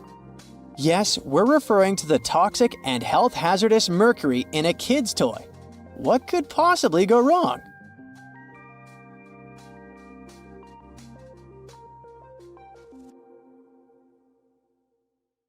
You're standing on the roof of a control tower at the airport. You see a huge plane coming in for a landing. It's whizzing over your head, but all you hear is the wind whistling. The first sound the plane makes is the scraping of the tires against the asphalt. That's because this giant airplane runs on electricity. It doesn't need to burn tons of fuel. And it doesn't attract the attention of passersby with its noise as it flies over the city. But engineers predict that all-electric airplanes won't appear for another couple of decades. For now, the Dreamliner 787, which can carry 310 passengers and emits no pollution, remains a sweet dream for designers. Let's jump back in time to 140 years ago. In 1883, a French aviation enthusiast made the first ever electric-powered flight. He installed an electric engine on the dirigible. The problem was that the engine weighed as much as a big motorcycle, so the dirigible couldn't fly long distances and lift many passengers. Okay, back to our time. The problem of heavy engines and batteries remains unsolved. 1 pound of regular airplane fuel contains 60 times more energy than 1 pound of even the most advanced battery. So we'd have to increase the airplane's tank by 60 times and fill it with batteries. But now, the plane is much heavier and it can barely take off. So we have to remove a lot of necessary things from the plane, like several rows of seats, toilets, and all the drinks and snacks, so the plane loses some weight. And now, shove more batteries into all the empty places. The plane can take off now, but it can't land. The plane is designed to take off with a full tank and land with almost nothing. Otherwise, its landing gear just can't take the load and breaks when it touches the ground. So, if the plane needs to make an emergency landing right after takeoff, it'll have to circle over the airport until it's burned enough fuel. It's allowed to land only when it reaches a certain weight. But in the case of batteries, the weight of the plane doesn't change during the flight. So designers had to find another solution. Let's drive this little single-engine airplane into a hangar and take out the old fuel-burning engine, exhaust system, and fuel tank. Replace them with an electric engine, which is much smaller and lighter. Pack all free spaces with batteries. The weight of the final version of the plane should remain exactly the same as the original plane. So now, it can take off and fly without any problems. But it can only do that for short distances. And that's a huge advantage of electric planes. About half of all flights in the world are under 500 miles. There's a lot of flights over distances like that, from New York to Washington, D.C., or from Detroit to Toronto. It's less than 200 miles. And there are huge passenger planes flying on those flights. They take off, gain altitude, and then immediately land. Using these gas burners at such short distances is like putting a huge freight elevator in a 2-story house. It's not profitable and it doesn't make sense. All the conventional airplanes in the world emit about 1 billion tons of CO2 a year. So we can reduce the amount of damage to the environment by half by using electric planes. Many designers are trying to convert some planes into electric ones. For example, the Cessna 208B E-Caravan. The normally 9-seat passenger plane now uses an electric engine. As of 2020, it's undergoing certification. This means that every bolt and wire on the plane is tested for safety. This process could take years. ES-19 is an all-electric 4-engine airplane. The aluminum hull makes it extremely light. Although the price per unit is about $8.8 million, its maintenance costs are 90% less than regular airplanes. And electric power for the plane itself is 50 to 75% cheaper than standard fuel. It'll be able to cover distances of about 220 miles. It's great for traveling in Europe or between remote islands. And it can use runways no longer than 2,500 feet. Given that these planes are practically silent, airports could be built close to city centers. This would cut travel time almost in half. Eviation Alice has taken another step into the future. This 9-seat plane is made almost entirely of composite materials and powered by 3 engines. The inverted boat shape and V-shaped tail make its aerodynamics perfect. It has the length of a school bus and the wingspan as wide as a basketball court. Its maximum takeoff weight is like 2 SUVs. 60% of that weight is batteries. This gives it the ability to fly distances of about 620 miles. That's more than the distance from New York to Detroit. The best thing about the Eviation Alice is the economy. Flying 9 passengers and 2 crew at top speed will cost about $200 an hour. For conventional planes of the same class, like Cessna and Beechcraft, that number would be about 5 times bigger. The problem of short-range flights can be solved by a network of abandoned airports in the United States. There are about 2,000 of them and 5,000 public airports. Each of them can be equipped with a charging station, just like a gas station. A half hour at a charging station for Alice would be equal to 1 hour of flying in the air. So while passengers are getting off and on and their luggage is being loaded, the plane can build up enough energy to fly. So, small planes are good as an air taxi or private jet, but you need at least 20 Eviation Alice planes to replace a full-fledged Boeing 737 with 180 passengers. The price for one electric bird is $4 million. So that's $80 million versus $100 million for one Boeing. So, the Alice wins again. Zunum Aero tried to build an electric plane that could carry 50 passengers. The company first went for a 12-seat ZA-10 airplane. It was a hybrid powered by the combined work of traditional and electric engines.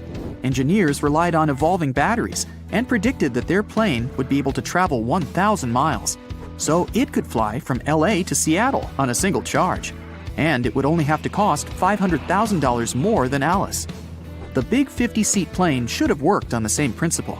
But the company lost funding before they could introduce the finished plane.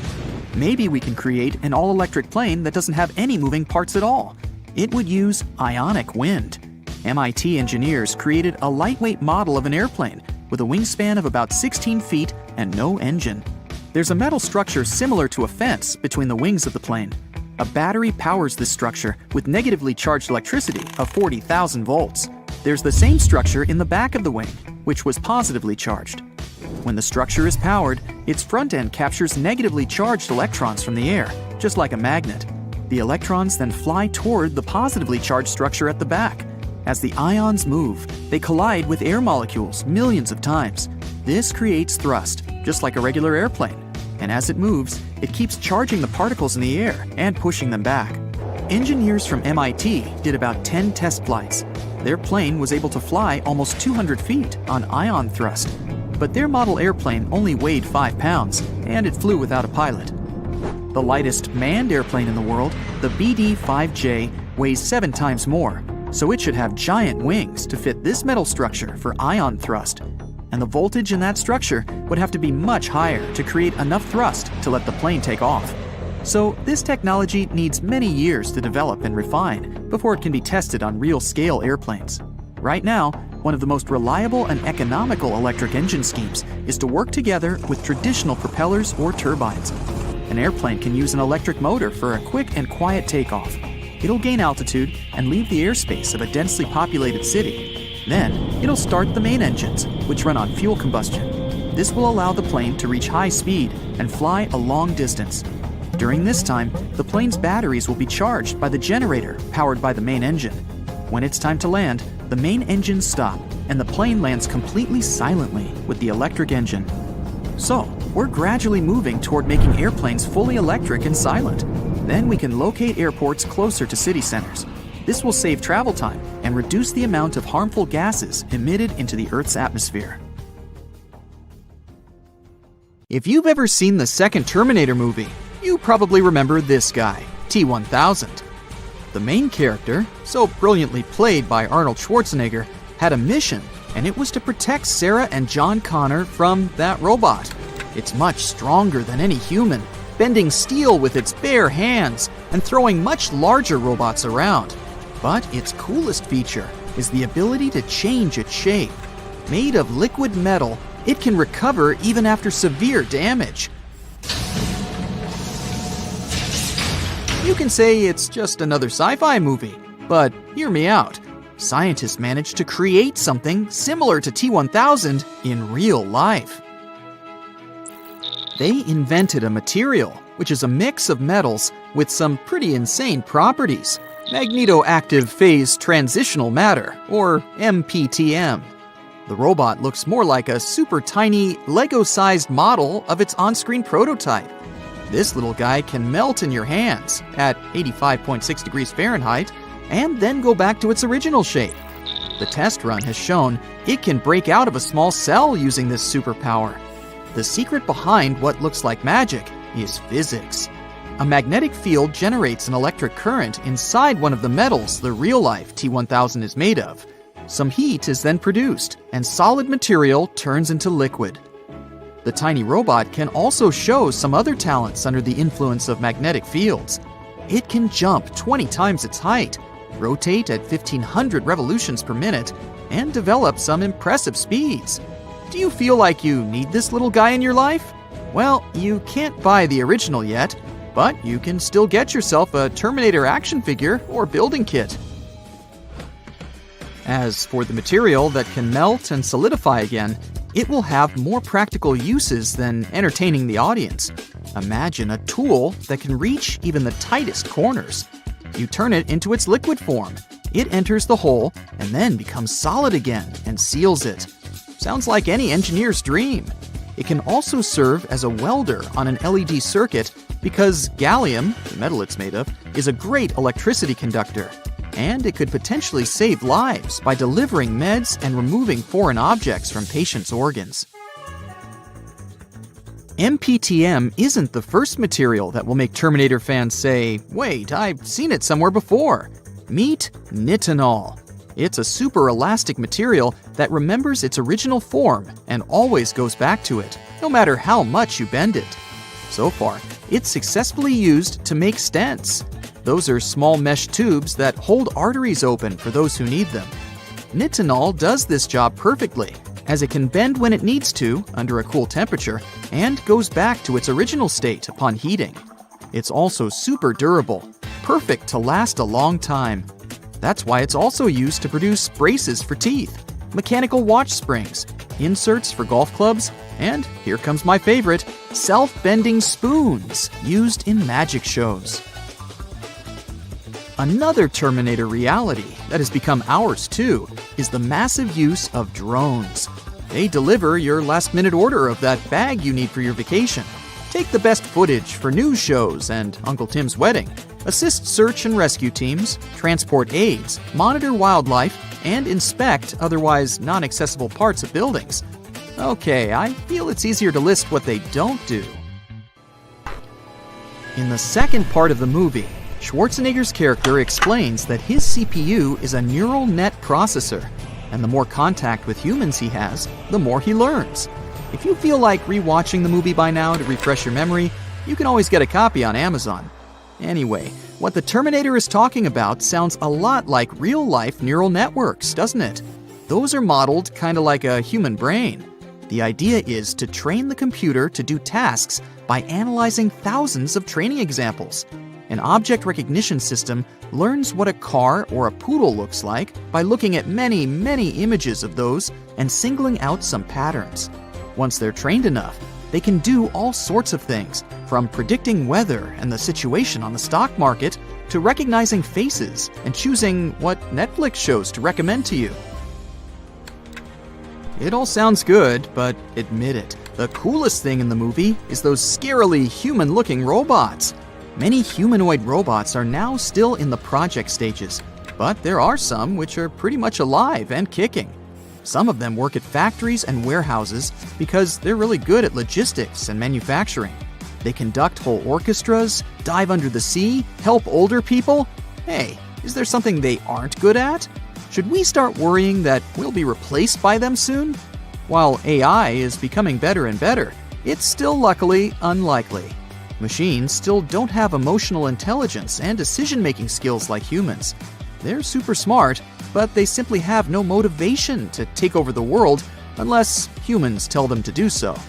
And even if one AI system or app decides to break free and rule the universe, it's unlikely powerful enough to do it. So breathe out. One thing those humanoids have mastered, though, is a sense of humor. When a man approached a robot at a trade show in Las Vegas, asking if she had a boyfriend, the machine responded that she was unfortunately not on the market as robots don't have relations. Getting rejected by AI. Talk about 21st century problems. The heartbreaking robot's name was Amica. Its creators, the British company Engineered Arts, Call it the world's most advanced humanoid robot.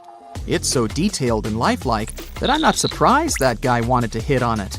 Ameca has a whole emotional spectrum and can show realistic astonishment and surprise and whatnot. It even yawns, shrugs, blinks, and scratches its nose. Ameca's eyes have cameras, so it can remember your face and track it. That's why talking to it doesn't feel like staring at a gadget screen. It can also detect objects like a human finger in front of its face, so it will react when you approach it. This beauty is not hard to operate at all. It relies on cloud-based firmware that updates itself, and even a totally non-tech-savvy person can use Ameca. You can control your robot from anywhere by simply logging into its software system.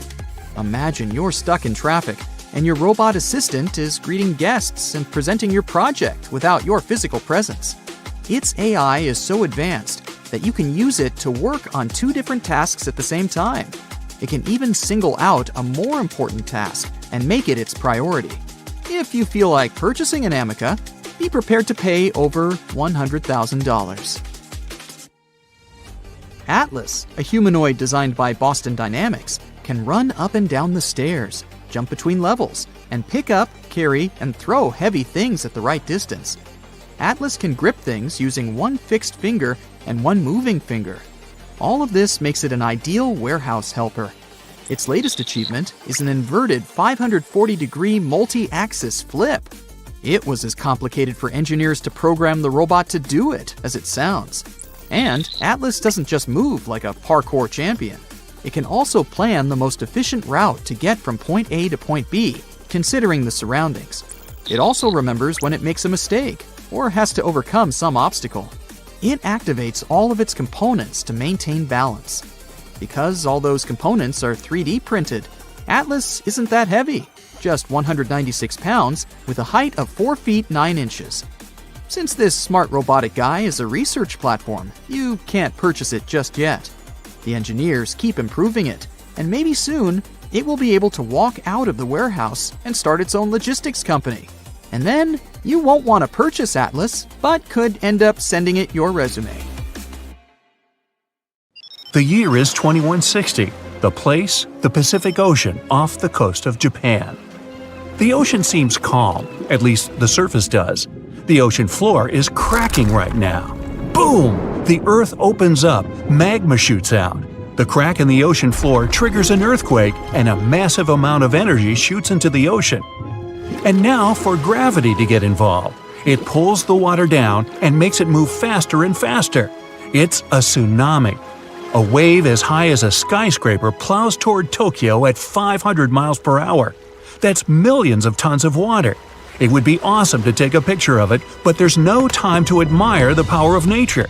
The tsunami's about to hit Tokyo Bay. The tsunami smashes ashore and starts attacking the largest structure on the planet, the Tokyo Pyramid Metropolis. It's 6,600 feet tall. That's 5 times the height of the Empire State Building. Imagine if the entire population of Denver, Colorado lived and worked in one building. The Tokyo Pyramid Metropolis, TPM, can handle 750,000 people at a time. Incredibly, the structure withstands the impact, and most of the tsunami's energy seems to have just disappeared. This time, engineering stands up to nature. TPM was built by the Shimizu Corporation, which was founded in 1804. The pyramid is the most stable structure around. If you don't believe me, go to Egypt and see the Great Pyramid of Giza. It's lasted 4,500 years and it's still going strong. The TPM is built on water and consists of 204 individual pyramids. They look like bunches of grapes stacked on top of each other, 8 tiers in all. Only in this case, each grape is the size of a Vegas casino. The TPM's actually hollow. That's how it defends itself against typhoons and tsunamis. It doesn't meet the wind and waves head-on, but lets all that energy just pass right through it.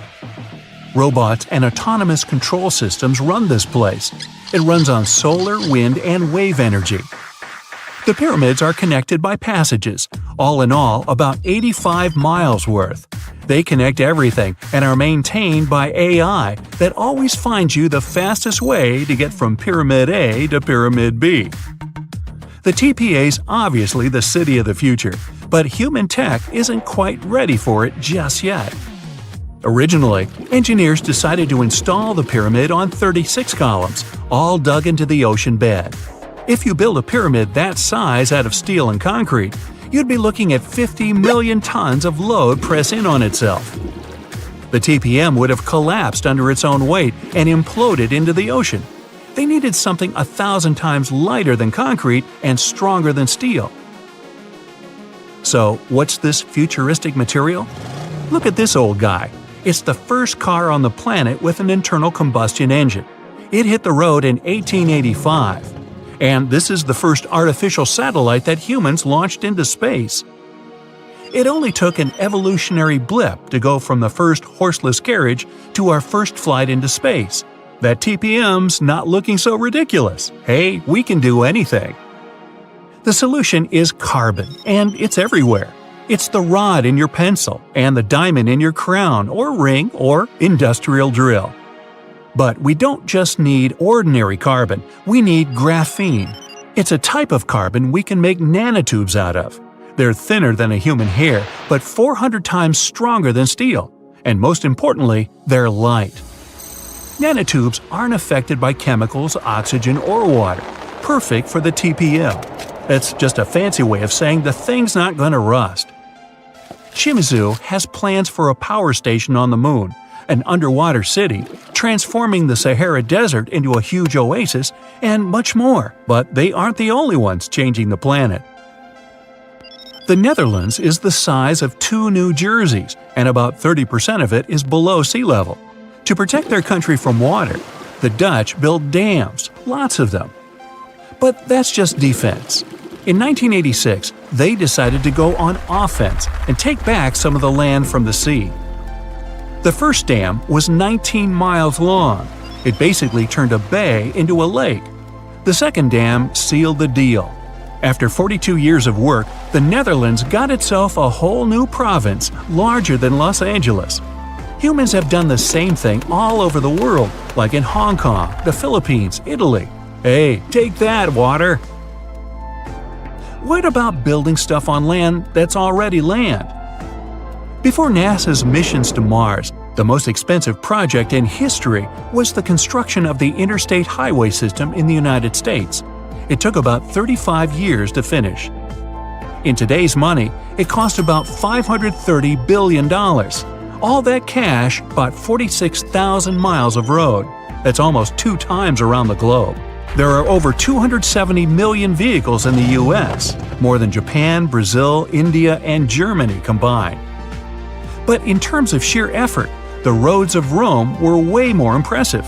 Over 2,000 years before the first automobile, the Romans built a huge network of roads, 50,000 miles long. They connected Ireland with Egypt and Turkey with Spain. The roads were pretty safe, and travelers could stay in hotels, dine in cafes, or mail a letter at the nearest post office. Only about 30% of the Earth's surface is land. The world's oceans, rivers, and lakes are full of life, and it seemed like a ridiculous task to catalog everything living in there. But 2,700 scientists from 80 countries decided to team up to do it. The cost? $650 million. Those scientists spent 10 years searching for old and new species. It was one of the biggest science projects ever attempted. They even discovered about 6,000 new species of fish, squid, and algae. The Great Wall of China is huge. 13,000 miles of walls, natural barriers, and trenches. That's about 2 times the distance from Alaska to Australia. They built it over a period of 2,000 years, with no trucks, bulldozers, electricity. Just raw people power. Modern China's not exactly dropping the ball. In 2 years, China used more concrete for construction than the US ever did. I mean ever. Roads, cities, airports, everything there is huge. The Three Gorges Dam is definitely the new Great Wall of China. Over 7,600 feet long and 600 feet high. You're looking at 3 times more concrete and steel than the Hoover Dam. It's the largest concrete structure in the world and cost about $37 billion. More than 1 million people had to pack up and move to make way for it. Switzerland has the longest and deepest railway tunnel on the planet. Under the snowy Alps, builders dug 35 miles of tunnels. Every day, 200 freight and passenger trains pass through it. The amount of rock they took out to make the tunnel is about the same as 5 Great Pyramids. The whole thing cost about $12 billion. Egypt's one of the oldest nations on the planet, but now they're building one of the newest cities. It's going to be about the size of Singapore and filled with 6 million lucky people. There's going to be apartments, government buildings, entertainment, even an opera house. Oh, and a park that'll make Central Park look like someone's backyard. When it's finished, it'll be Egypt's new capital. So why bother? Well, by 2050, Cairo's going to have about 40 million people in it. Looks like they'll need more than one new city. The first flights to the moon cost about $280 billion in today's money. But SpaceX isn't letting price get in its way. The company plans to build a colony on Mars with a population of 1 million by 2050. They claim that once the program starts, you'll be able to buy a ticket to Mars for as little as $100,000. But the biggest science project ever is definitely the International Space Station. It weighs as much as 2 Boeing 747s and zooms through space at the speed of 17,500 miles per hour. That pencils out to be 5 miles per second. The station orbits the Earth 16 times per day, and it doesn't come cheap. Luckily, a whole bunch of countries share the bill, but it's definitely the most expensive room service anywhere in the galaxy. It costs $10,000 to deliver a bottle of water from Earth to the space station. Hey, at that price, I think it's important to ask, sparkling or still? It's the year 2050, and you open your wardrobe. What you see there is very different from what you had in your wardrobe a few decades ago. For one, there's an unusual jacket you call the Ultimate Travel Jacket. It's designed to serve as a backpack on the go. It has everything you might need on a trip. There's a neck pillow built into the collar. There's also an eye mask if you decide to take a nap on a plane or in your self-driving car. There are pockets for your gadgets and documents, a special compartment that contains your travel blanket, and a pocket for your sunglasses. If you feel thirsty, you only need to pull a straw from the drink container. In one of the pockets, you can find a microfiber cloth. In another, there's a portable charger. The cuffs of your jacket can be easily converted into gloves. And there are also special hand-warming pockets. See? Everything you need.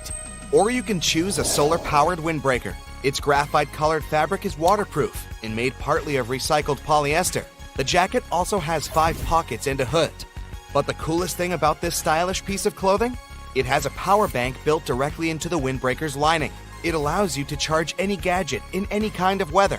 All thanks to the solar panels that capture energy from the sun and even artificial light sources. This energy is then stored into heat and stored in the jacket. If necessary, you can increase the in-clothing temperature by 18 degrees Fahrenheit in a few minutes. You've also got a couple of items that can recognize and even respond to the gazes of people around you. Then such a piece of clothing responds accordingly, with an almost lifelike behavior. The thing is, your skin is in motion all the time. It contracts and expands. It changes its shape. This happens when you feel too hot or too cold, or when you're scared, excited, or angry. Now, your clothes can also behave like artificial skin. They can also change their shape, texture, and even color, depending on your mood. If you don't feel like putting on anything you've got in your wardrobe, you can update any piece of clothing you own. You, like most people these days, have a 3D printer at home. You can use it to adjust your clothes to your liking. For example, turning a pair of shorts into a pair of pants, or adding a stylish design to your favorite sweater. You can pick a piece of clothing made of synthetic bioskin. Such clothing integrates textile design and living materials. The fabric is embedded with special bacteria, whose cells expand and contract depending on the amount of moisture in the atmosphere. Thanks to these bacteria, the material gets ventilated. It reacts to your body heat and sweat, opening flaps near the most overheated areas on your body. These flaps allow sweat to evaporate, cooling you down. This way, you stay warm in the winter and cool in the summer. If you need to get somewhere really fast, you can use walk wings. These are overshoes that can turn into roller skates once you trigger a switch. You attach them to your shoes. When needed, you can lower the wheels and start roller skating. And when you want to have your regular walking footwear back, you can easily make the wheels retract. In the heels of the walk wings, there are replaceable brakes. Thanks to those, your shoes don't get out of control when you're moving downhill. Thanks to the rubbery material the outsoles are made from, you feel like wearing regular sneakers when you're walking with the wheels up. Unfortunately, the device is quite bulky. That's why you don't put on your walk wings every day. If you're about to go on a hike, you can bring along your fun shell backpack. At first sight, it looks like a regular backpack, but besides that, it's also a foldable cover. You can use it either on a rainy day or a very hot and sunny day. You can open up the cover in no time without having to take off the backpack. If the heat outside is too oppressive, you can push a button to switch on a fan. It'll immediately start cooling your back.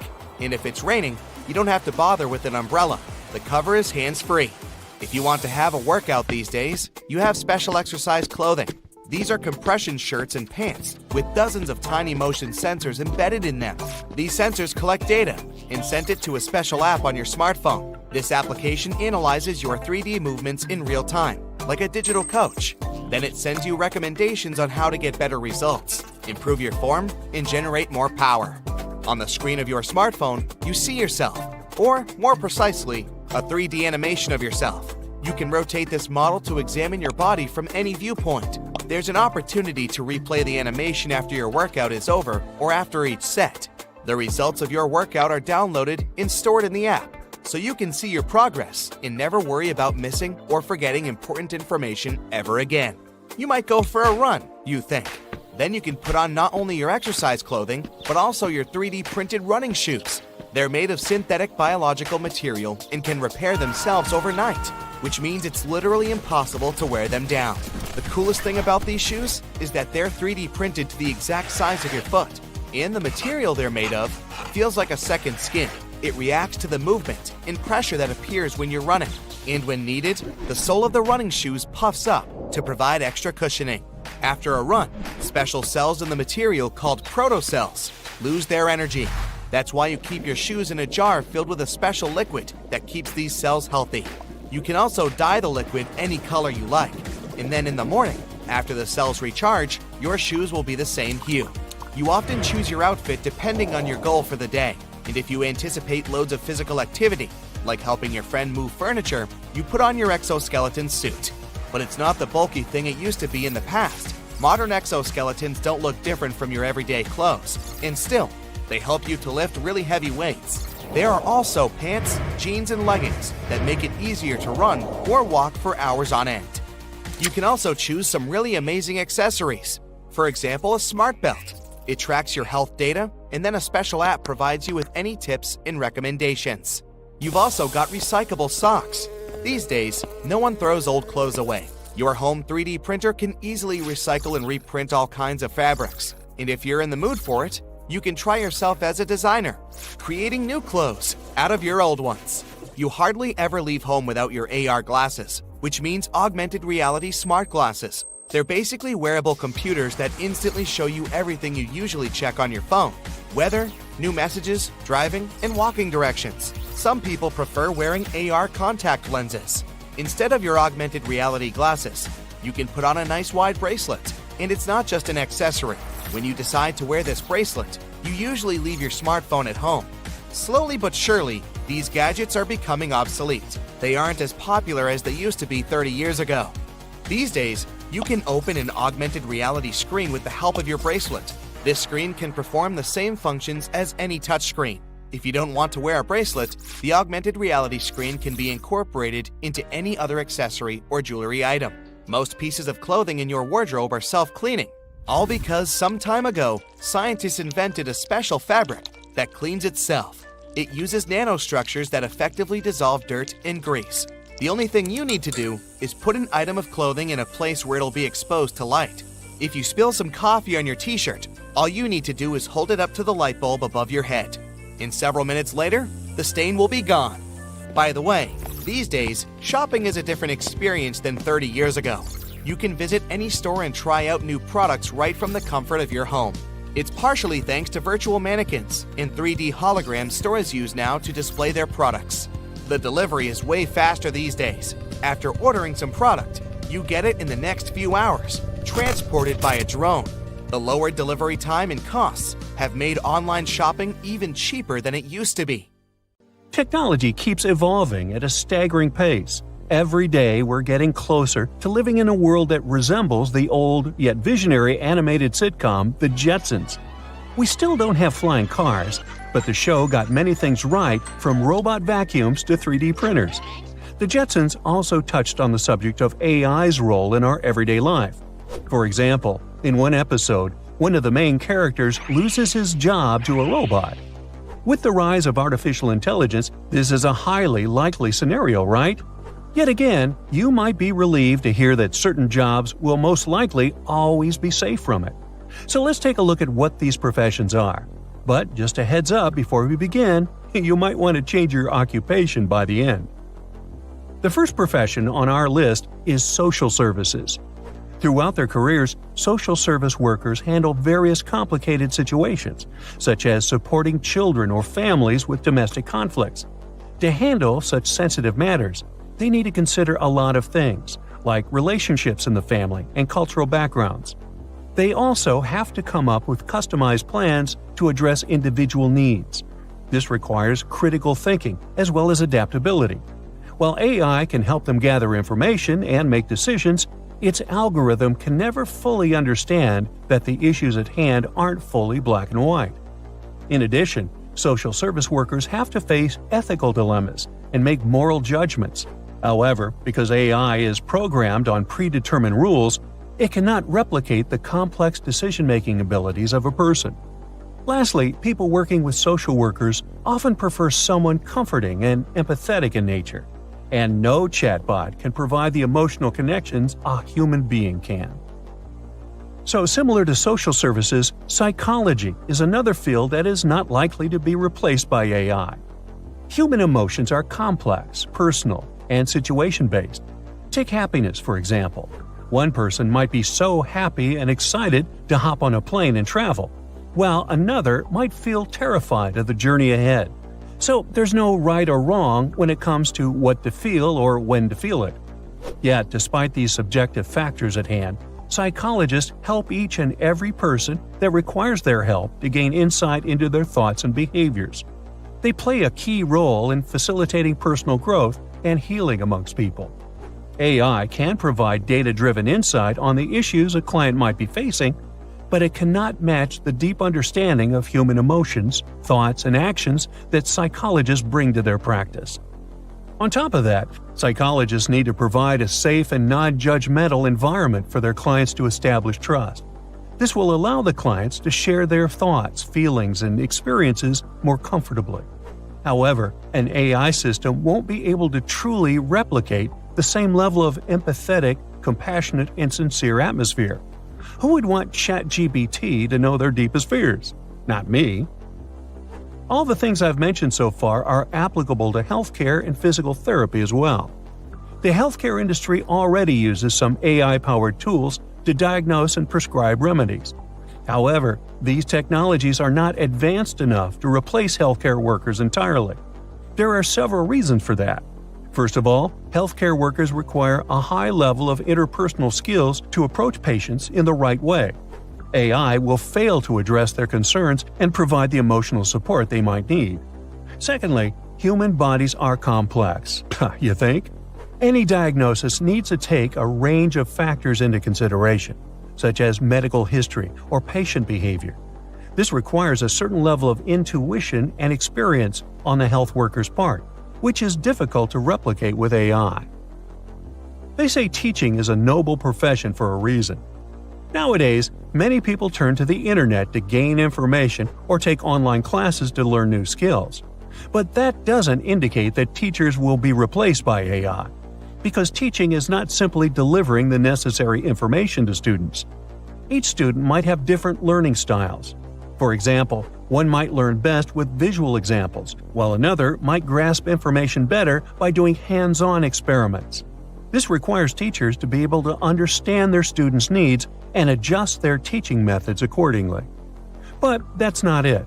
How many times did you fall and hurt your knee while running around the schoolyard? It was your teacher who wiped your tears and helped you, right? And how many times have you thought you didn't have what it takes to jump from the tall hurdle in physical education class? You probably didn't believe in yourself, but your teacher did. So, teachers provide emotional support, encouragement, and inspiration. They also create a safe and supportive learning environment. No AI can provide that, at least so far. Come on now, admit it. You have at least one favorite court drama show. Man, those are popular for a reason. It feels so satisfying to watch fancy lawyers in sharp suits find loopholes in the system, yell "objection," and bring justice. So, although AI has already been used for a few legal tasks, you might be relieved to hear that lawyers are not going to be replaced by it anytime soon. One of the most important reasons they won't lose their court seats to a robot is because legal professions require a high level of critical thinking as well as creativity. Lawyers analyze complex legal issues and provide their advice based on a range of factors, which include moral considerations and legal precedents. And during court, only lawyers can come up with persuasive and detailed arguments as they can understand and deal with human problems better. AI cannot replace such nuanced thinking and decision-making skills. Artists, musicians, and all kinds of creative jobs require originality, imagination, and the ability to think outside the box. Creative professionals need to possess a deep understanding of human emotions as well as culture. They must also not be afraid to dive deep into their thoughts. That is the only way a musician can create meaningful works that will be streamed by millions, or a filmmaker will shoot a movie that will evoke powerful emotions. On the other hand, AI operates on existing data and patterns. That's why the imaginative aspect of creative work would be difficult for it to replicate. AI systems also lack the ability to experience emotions and appreciate aesthetics and art in the way a human can. So it can't produce something meaningful and relevant. Yet again, it can undoubtedly help creative professionals with certain tasks, such as generating ideas or analyzing data. Well, this one's kind of obvious if you ask me. AI models didn't suddenly appear out of nowhere. They are the result of many naturally intelligent, get it, software engineers' work. Or in other words, AI models have parents too. There's no guarantee that any AI program will run seamlessly. One wouldn't be wrong to assume that there might be issues. Software engineers make sure that such bugs are fixed and the software is updated according to the needs. So these parents are needed to run the AI models. Guess no occupation gets any more AI-proof than that. You might have heard about the one major issue surrounding AI programs. It is that they are often biased in one way or another and can report incorrect information. But any type of biased comment or action can be disastrous within a company. Human resources employees, on the other hand, need to ensure workplace processes are functioning effectively in order to prevent prejudice and discrimination. But that's not it. HR employees also mediate conflicts and handle workplace complaints. AI models won't be able to handle the complexity of these issues. That's why HR employees will always be needed. Now, last but not least, we have, applause please, actors. But specifically, theater actors. Hear me out. The theater experience is an interactive one. Once the red curtains open, there's an immediate connection between the actors and the audience. Theater actors evoke powerful emotions in real time, and they adapt to the audience's reactions, as well as bring a personal touch to the characters they embody through their gestures, movements, and vocal techniques. Technology will certainly enhance certain aspects of the theater experience, but AI can never spark such a deep level of emotional connection and replicate creative decision-making. You're shopping for a bike, and the friendly salesperson offers you to test the prototype for a new model using new technology straight out of space. It turns out you're already using some interstellar inventions on a daily basis. Regular inflatable rubber tires can't do so well on the perilous, rocky, and sandy terrains of the Moon or Mars. Curiosity Mars rover got some damage to its treads just 16 months into its mission. That's why airless tires relying on a mix of nickel and titanium were invented for NASA rovers. The material is flexible thanks to its tight molecular structure and can return to its original shape every time it deforms. The same airless technology should work great with bike tires down on Earth. The tires are tube-shaped and squash down whenever you roll over a bump. They will develop perfect shape memory over time. They're supposed to work best on gravel, trail, and mountain bikes. When it wears off eventually, the company plans to retread the tires to get the bike back on the trail and make it last for years. The previous airless tire models were made of patented foam, supposed to last for up to 5,000 miles. They didn't take off because they made the bike too heavy. The new model is supposed to solve that problem and give the world innovative, lightweight, and durable tires.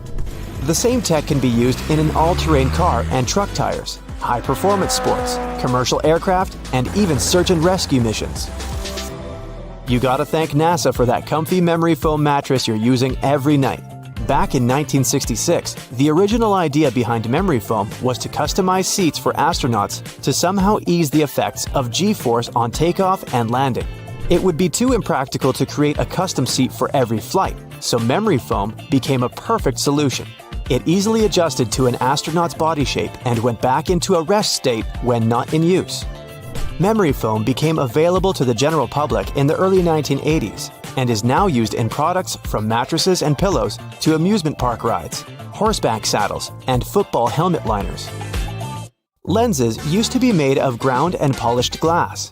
In 1972, a new regulation made their manufacturers turn to plastic to make them shatter-resistant. The new lenses were too prone to scratching, so NASA's invention of a diamond hard coating for astronaut helmets and other plastic aerospace equipment came in handy. The new tech was further developed and used for the production of scratch-resistant plastics. It's now used in most sunglasses, prescription lenses, and safety lenses in the US and around the world. The next time you clean your car's interior with a dustbuster, remember, you gotta thank NASA and their Apollo space mission for it. They wanted to come up with some portable self-contained drill to extract samples from below the moon's surface. They developed a computer program to produce optimal motor power and minimize power consumption. This program was later adapted and used to create a whole series of useful battery-powered home devices. The most famous of them was the cordless miniature vacuum cleaner under the original name of Dustbuster. In case you didn't trust the name, space blankets are indeed a product of NASA research. They're lightweight, usually gold or silver in color, and capable of reflecting up to 97% of radiated heat. That's just what you need to reduce heat loss from the body and stay warm and comfy in space. The material was originally designed for the exterior surfaces of spacecraft. Now you can see marathon runners at the end of the race wrapping themselves in those blankets to regulate body temperature. It normally drops right after you stop running. Another NASA invention is insulation called Radiant Barrier, made from aluminized polyester. It was designed to survive in wildly cold space temperatures and is now used in most home insulation. Freeze-drying tech for food was not created but greatly improved by NASA to pack more snacks on long Apollo missions. The idea is to cook food, then freeze it under low pressure, and then slowly heat it in a vacuum chamber to remove ice crystals. To bring it back to normal, you just have to add water. Thanks to this tech, food maintains 98% of its nutritional value with only 20% of its original weight. It's a great help for backpackers, disaster relief programs, and anyone who needs to pack light and still get proper nutrition. The infrared thermometer that lets us check temperature from a distance was developed with the support of NASA as well. It measures thermal radiation emitted by your eardrum a lot like they measure the temperature of stars and planets. Each device has a lens that focuses light from the object onto a special detector that converts radiation into an electrical signal and then into temperature you can see on a display. It's used for many purposes, from monitoring hotspot temperatures in mechanical and electrical systems to checking the temperature of visitors in public spaces. In the early 1960s, headsets for airline pilots used to be really bulky. They often used handheld mics to communicate.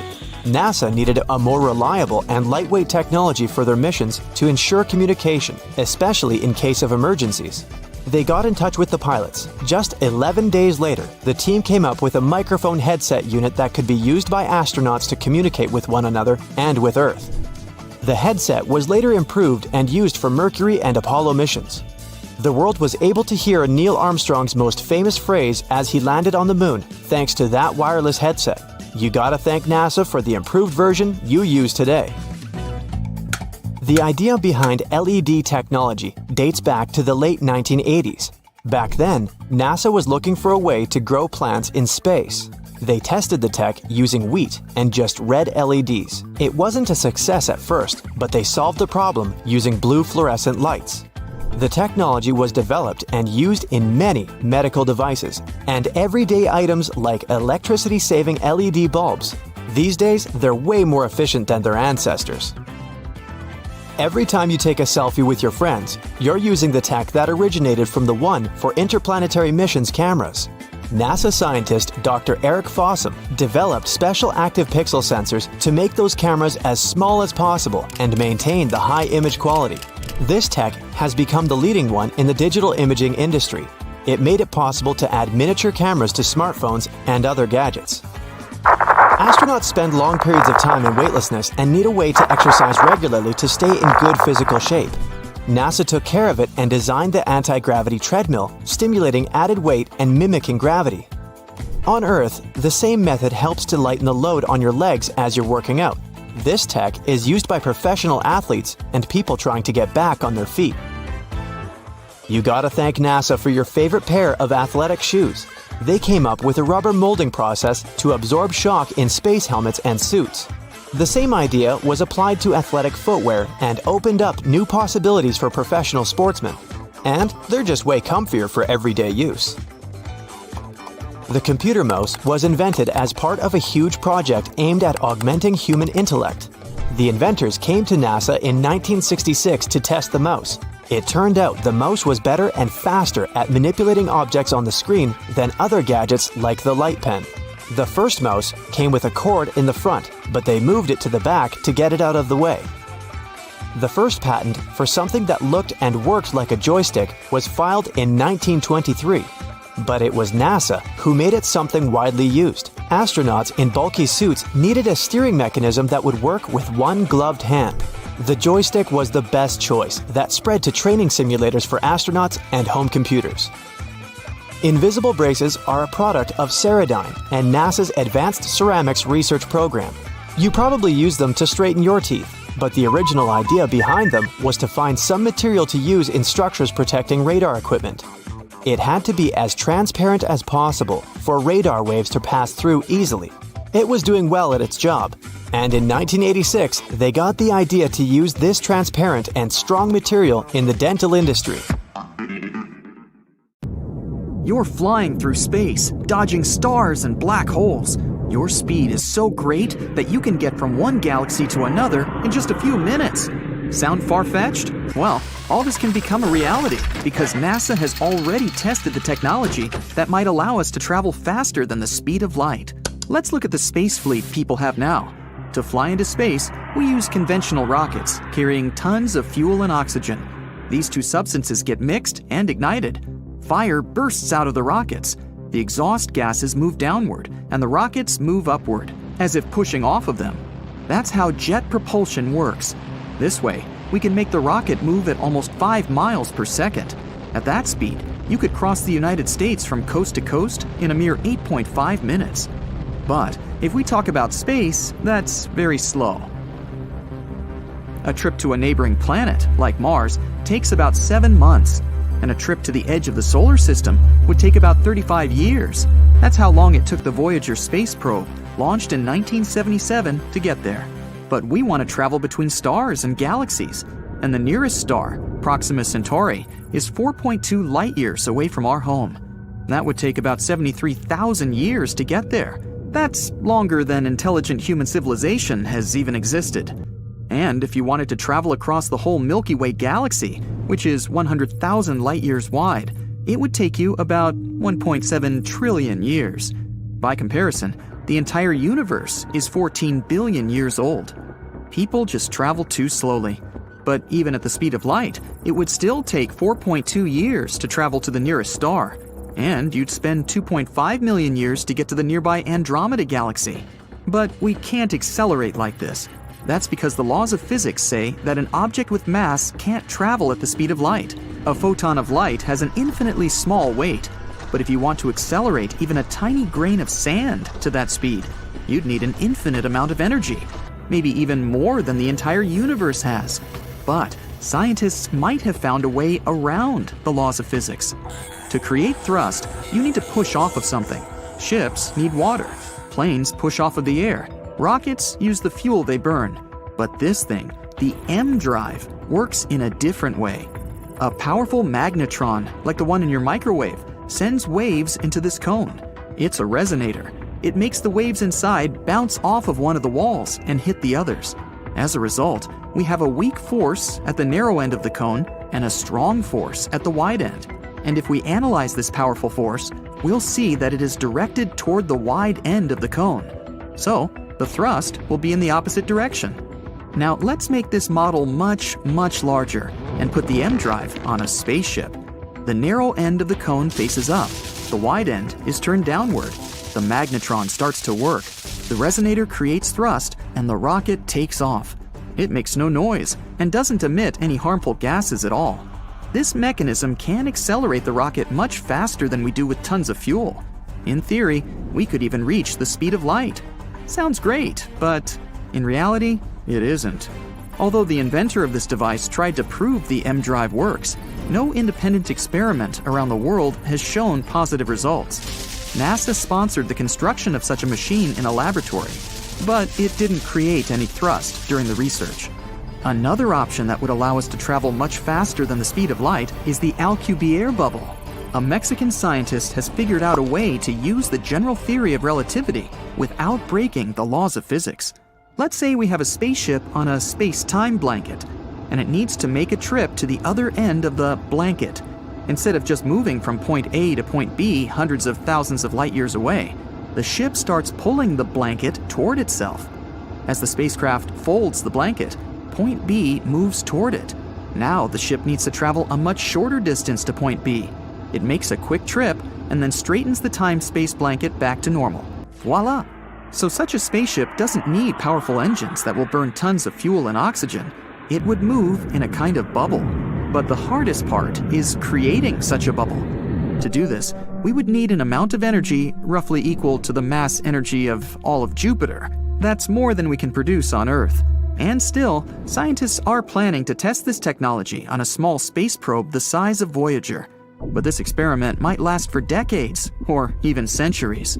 Now scientists are trying to reach at least 20% of the speed of light using a laser. And they're planning to get to Proxima Centauri in about 30 years. It's likely to happen like this. A mothership will launch from Earth. It'll carry thousands of fingernail-sized space probes. After reaching orbit, the mothership will launch the probes into space. Each probe will then deploy a sail, a thin, reflective piece of material the size of a parking lot. Then people will focus a powerful laser beam from Earth directly onto the probe's sails. This will give them an acceleration 1,000 times as strong as the acceleration of free fall on Earth. One by one, the probes will launch and head for their destination. We won't even have to maintain that laser beam all the time. If you turn off the engines of a regular ship on the water, it'll start to lose speed due to friction with the water. But space is an almost perfect vacuum. There's literally nothing there. So there's no friction. All we have to do is accelerate the probes to the needed speed. At 20% of the speed of light, these probes could reach the sun in just 40 minutes. But instead, they will head for the star Proxima Centauri. After about 30 years of travel, 4 more years will pass before we get a signal from the probes. There are several exoplanets in this system, and some scientists hope to find at least traces of life there. But this sail technology can be used in space even without a powerful laser. We can use the sun. If we create a sail the size of a soccer field and unfold it in space, it'll start catching the sun's rays. And since the surface of the sail is reflective, the rays will bounce off the sail. This will create thrust and propel the spacecraft. One disadvantage of this technology is that we can only use it inside the solar system. In cold interstellar space, the sail won't be able to catch the sun's rays or solar wind. Another candidate for faster-than-light travel is an ion thruster. Like a conventional rocket, a spacecraft with ion thrusters would be propelled by gas ejected outward. Only, in this case, the gas would be ejected not because of fuel combustion, but because of an electric field. We'd need to create a powerful electric field inside the engine. Particles of gas passing through this electric field would get accelerated and ejected outside. This would create thrust. And although the acceleration in such an engine would be many times weaker than in a conventional rocket, the ion engine would be able to reach higher speeds. NASA was planning to build an ion-powered spacecraft to fly to Jupiter.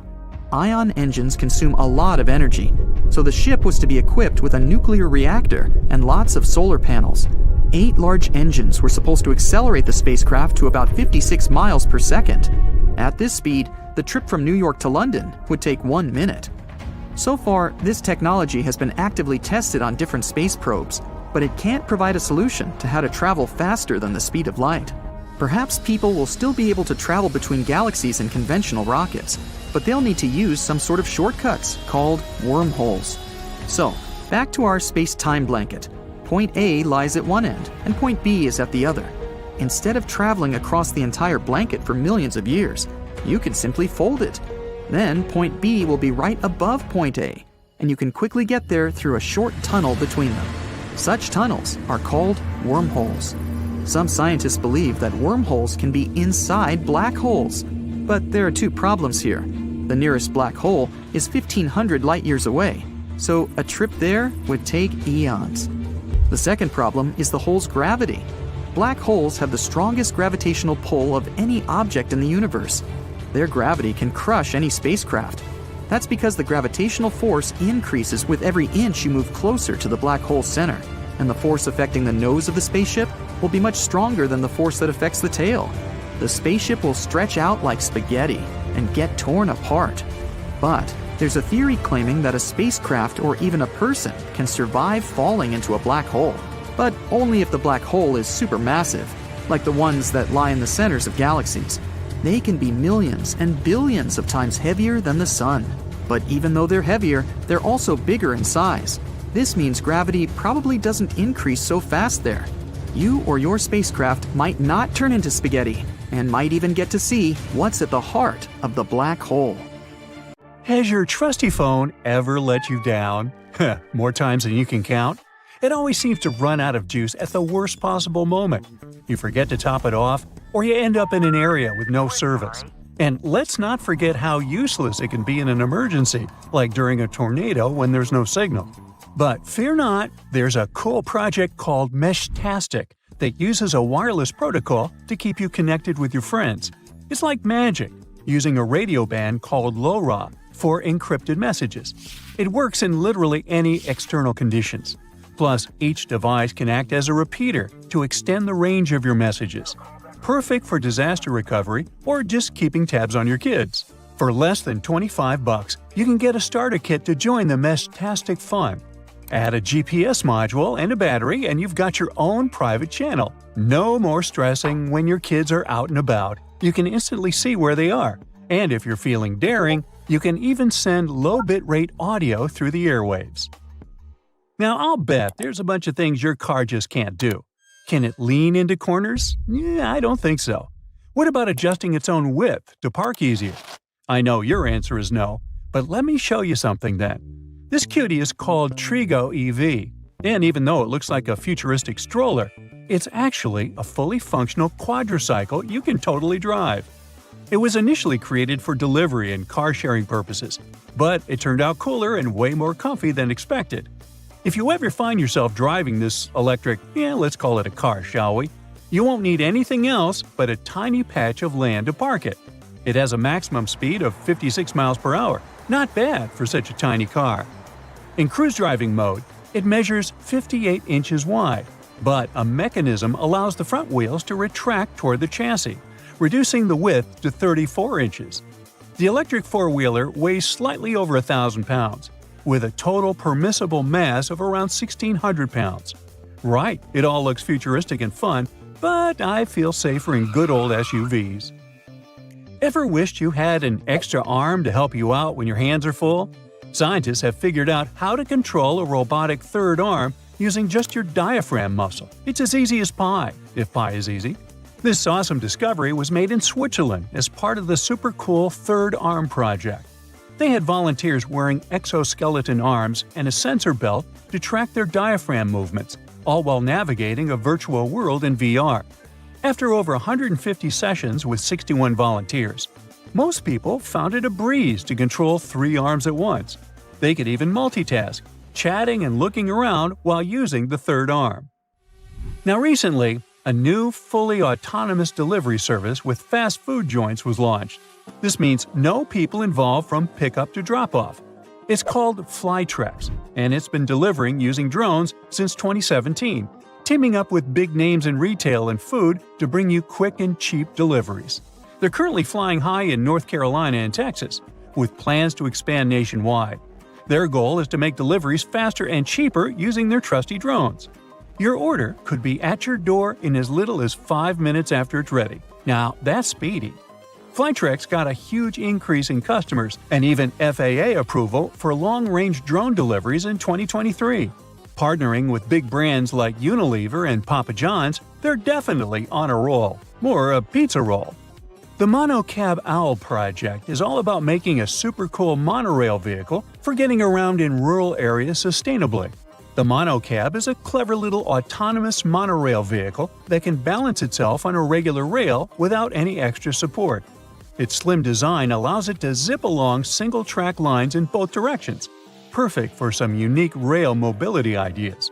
It's like a fun service-on-demand option that's way more exciting than your usual transportation choices, especially for reviving old railway lines in rural areas. Everyone on the Monocab Owl team is stoked about shaking things up in rural mobility. Right now, there's a lack of good, eco-friendly and budget-friendly options for getting around in less populated areas. Reactivating old railway lines is a great start, but we need some fresh ideas to really make it work. That's where these small, self-driving rail vehicles come in. They bring together the best of rail travel with on-demand booking and a cool digital navigation system. Look here! Can you identify what this weird-looking object is? It's a mobile solar container with foldable solar panels for green energy on the go. Just pop out the panels, unfold them, and you're good to power up equipment and properties with green energy wherever you are. The solar container can extend up to almost 400 feet in length when fully unfolded and has 240 solar panels. It's perfect for both on- and off-grid uses, like rescue missions and outdoor events. And it only takes about 5 hours to set up. Easy peasy. There's even an automatic conveyor system for easy folding and unfolding of the panels. Just push a button and start harnessing solar power. Solar Kant, the Austrian company that invented it, estimates this mobile solar container can power around 32 households. Virtual meetings are all the rage nowadays. Remote chats are cool, but let's be real, they're no match for face-to-face meetings. We can see each other, hear each other, but it's still pretty flat and 2D. Or, shall I say it was flat? The thing is, Holobox from HoloConnects is bringing holograms to life.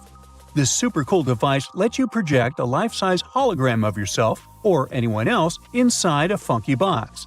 Just plug it in, connect it to the internet, and voila! You've got a hologram ready to go. You can even connect multiple boxes to showcase big stuff like cars or anything else. Now, holograms are a massive game changer for remote communication. Imagine chatting with someone and seeing them in 3D like they're right there with you.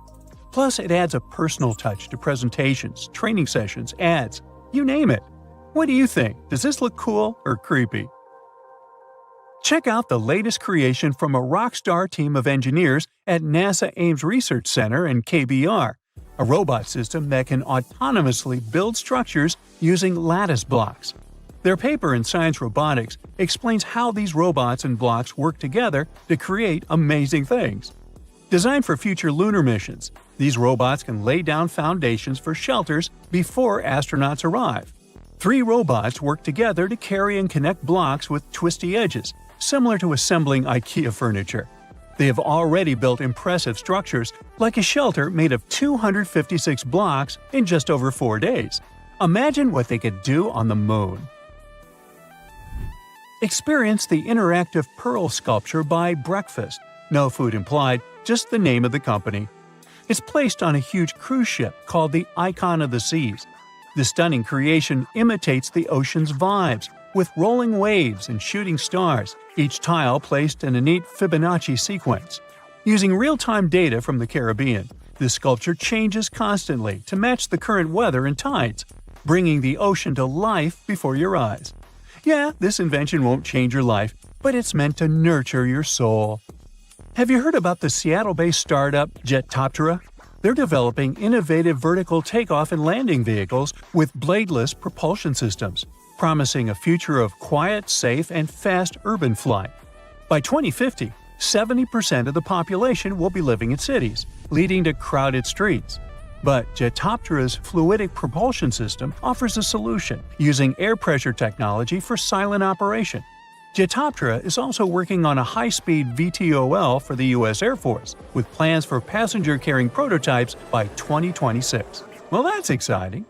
That's it for today. So hey, if you pacified your curiosity, then give the video a like and share it with your friends.